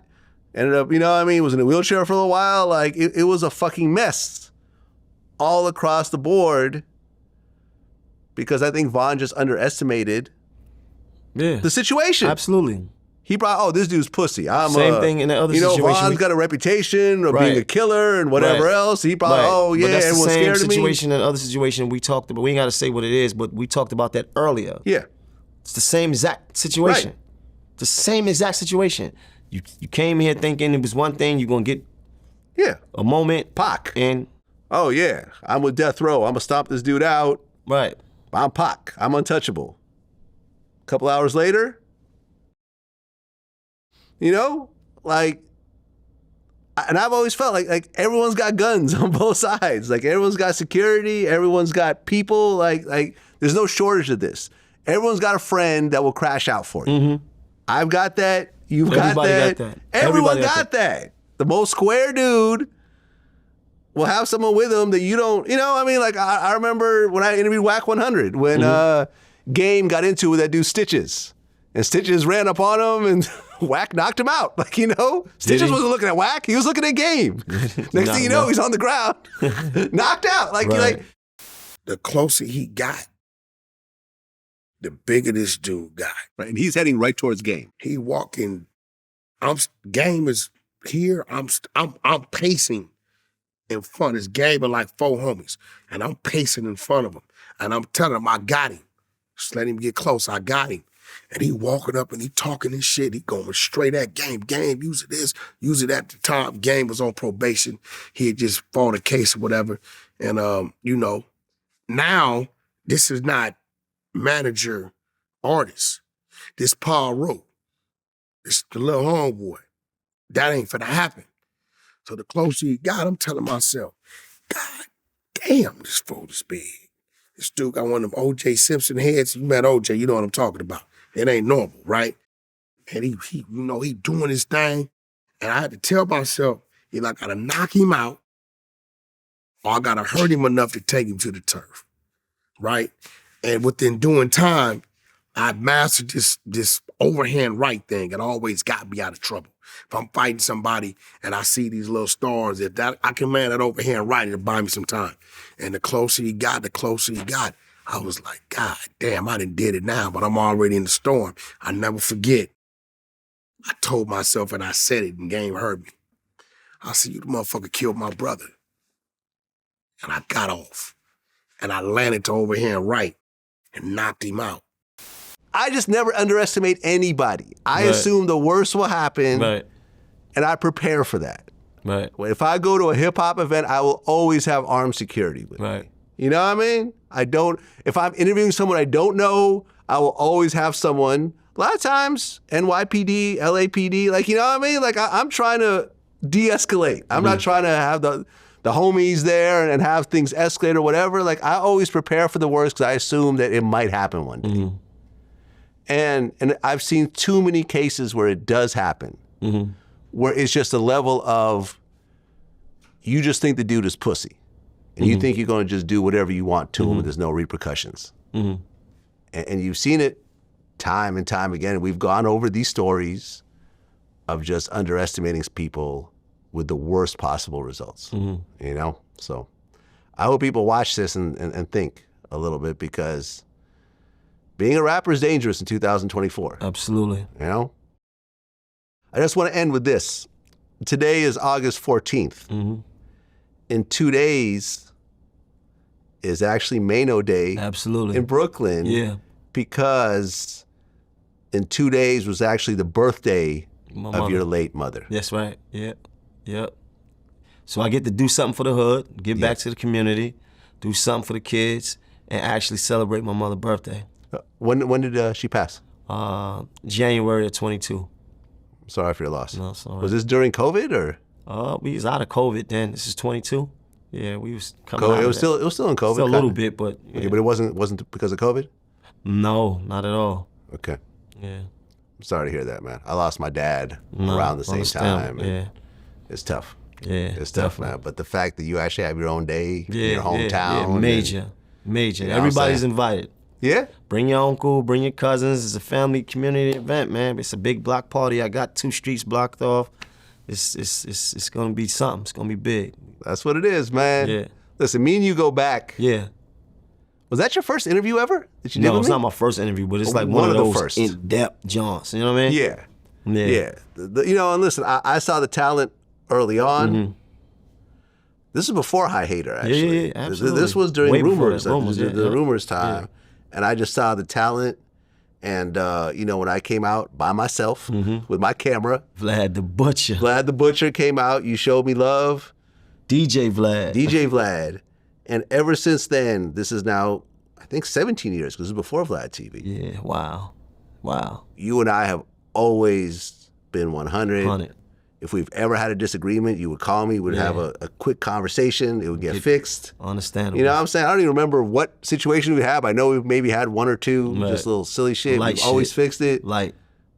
Yeah. Yeah. And I've always been happy for your success, man. Appreciate and I you, man. love to see someone who's around the same age as me, still, you know, healthy. I don't know how old you are, man. Like, I ain't your age, bro. I know, you got rapper years, man. It's a little different. I'm ageless, man. You're I don't know. ageless. You're ageless. I'm timeless, bro. You know what I'm saying? But like, I'm happy that all these years later, man, you still look healthy. You're still That's right. doing your thing, and you've When we get always to been like, I've never seen you fucked up. Nah. You see what I'm saying? Right. Nah. Whenever I've seen you, you've always had the nice car, Yeah. nice clothes. You've Yeah. always looked clean. You had the jewelry on. Yeah. You've never, you know, and I'm sure you've Never gone look- through your ups and downs, Of but I've course. never seen Never the look downs. like I need a favor. Yeah.